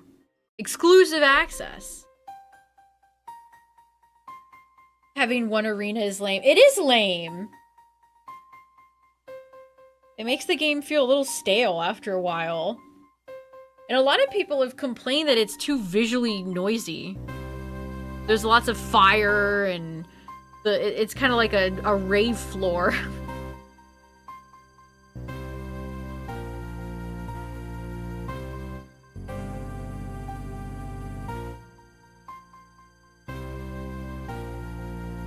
Three cats. That's a lot of cats. Yeah, the Vegas setting is interesting. It's genuinely an interesting pick. It's a place I never thought Game Freak would ever take. But then you never, like, see anything. It's kind of... You get one shot of the region in the stadium and that's it. That's all you get. Here, I can link it for you. One of these days I'll get commands up for the YouTube chat.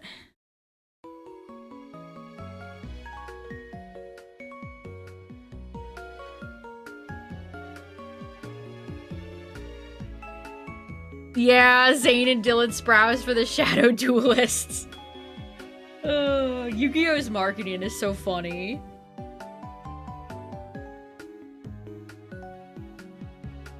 I know Yu-Gi-Oh fans all know and love One Direction.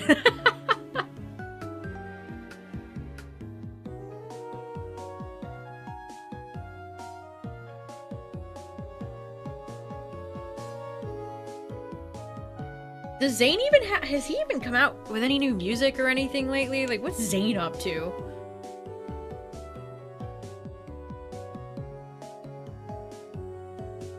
Alright, we're gonna get to 4K chat and 23,000. This is so brutal, FireRed. This is it. We were just heading back to Pewter City if we go to the left. So there's this patch of grass, and then there's this patch of grass. Should we alternate, chat? Maybe every stream I change what patch of grass I'm in. Maybe that's the secret.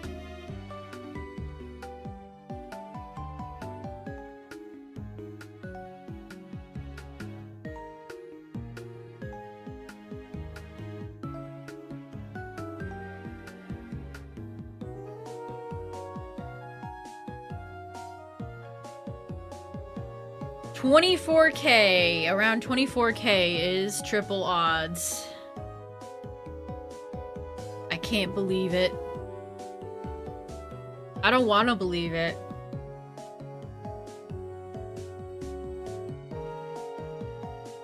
Oh, yep, I'm dropping frames again.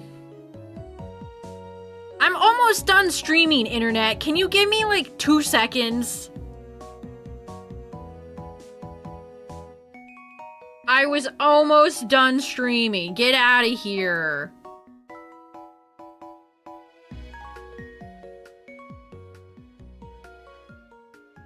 Okay, hold. Hold, please.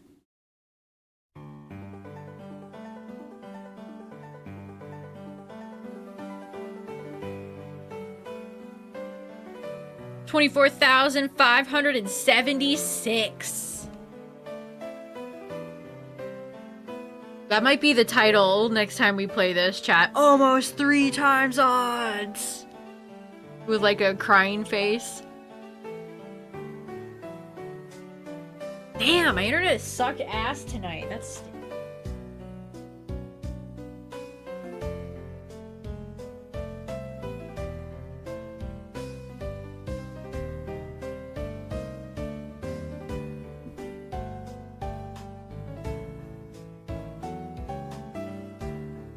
I walked away for a second and didn't even get better. New data center? God, I hope not. I'm gonna get radiation poisoning. Jesus, I hope not.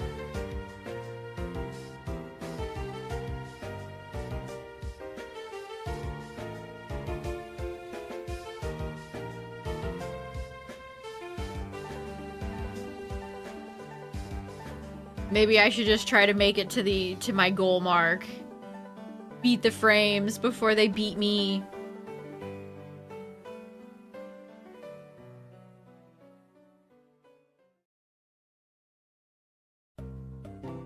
Oh, I love this song.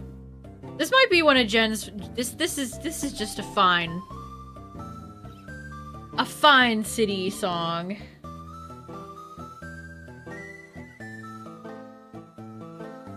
Like, Eterna is just a good one. Got yeehaw vibes to it.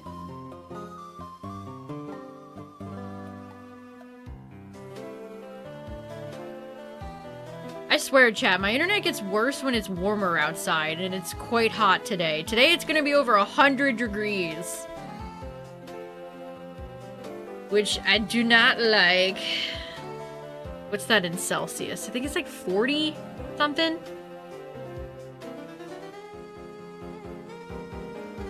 Oh, it actually went down a little bit. It says 98 now, which is 37 Celsius. I was close. I was close.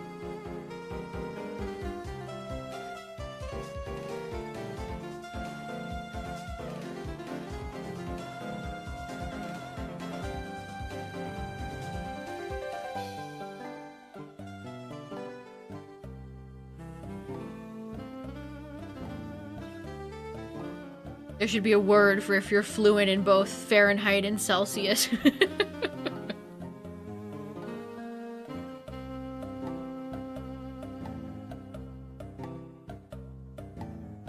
Oh, Steven's outfit? That would be fun. I would love to have the option to have like a mega accessory that you can pick. I love Steven's mega pin. He's got one of the classiest ones, for sure.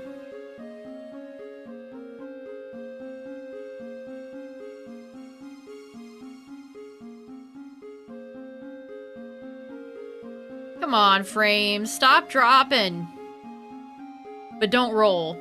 Just stop dropping.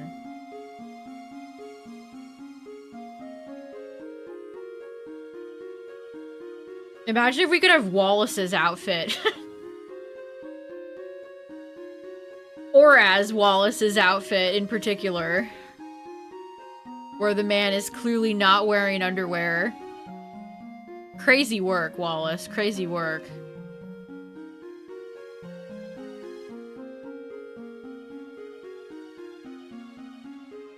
Yeah, I got the Metagross. Got the Metagross on the team. Which Metagross is staying on. I think Metagross is honestly one of the best Megas in the whole game. Metagross is going nowhere. Steel Psychic just cooks. Although it sucks with all the sucker punchers out there. Like, I can't save myself against King Gambit.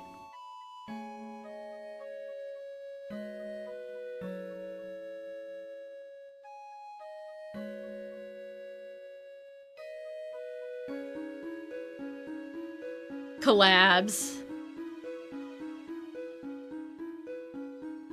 Seems like the only One Direction guy that's very popular anymore, and even then,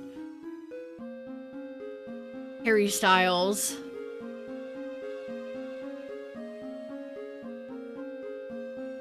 No, my frames just keep dropping. Oh, you're using Life Orb Meow? Interesting. Usually they're sashed or scarfed. Typically scarfed. Because Scarfed Meowscarada is one of the fastest Pokemon in the format.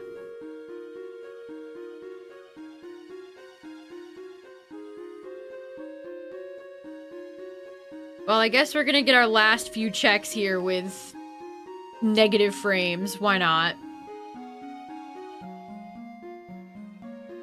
Yeah, especially from like a King Gambit or Mega Mawile. Oh my Lanta. Those SPs hurt. Alright, chat, last shot. And sorry about the frames, but I don't think I can do anything about that. Hopefully it'll be better tomorrow.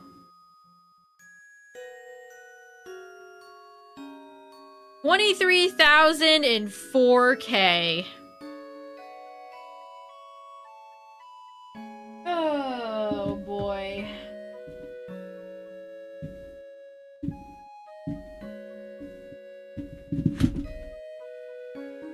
Well, that's a bummerino. That's a big bummerino, chat. Damn. Just like my frames dropping. So I guess I'll get out of here before any more frames get dropped. I've currently dropped 277,000 plus. I think it comes better. It shows the stream is more stable on YouTube when this happens for some reason.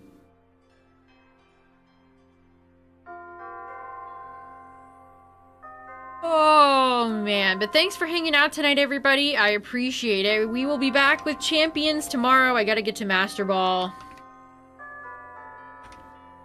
I gotta get to Master Ball, and then maybe a Dynamax Adventures, or maybe we'll do more FireRed LeafGreen to make up for all the dropped frames tonight. Ooh, making a Halloween team, that's fun. Yeah, thanks for hanging out, everybody. I appreciate it. Thanks for all the raids, all the new followers. Appreciate you all, chat. Thanks for hanging out. I'm gonna go before I drop even more frames. Bye!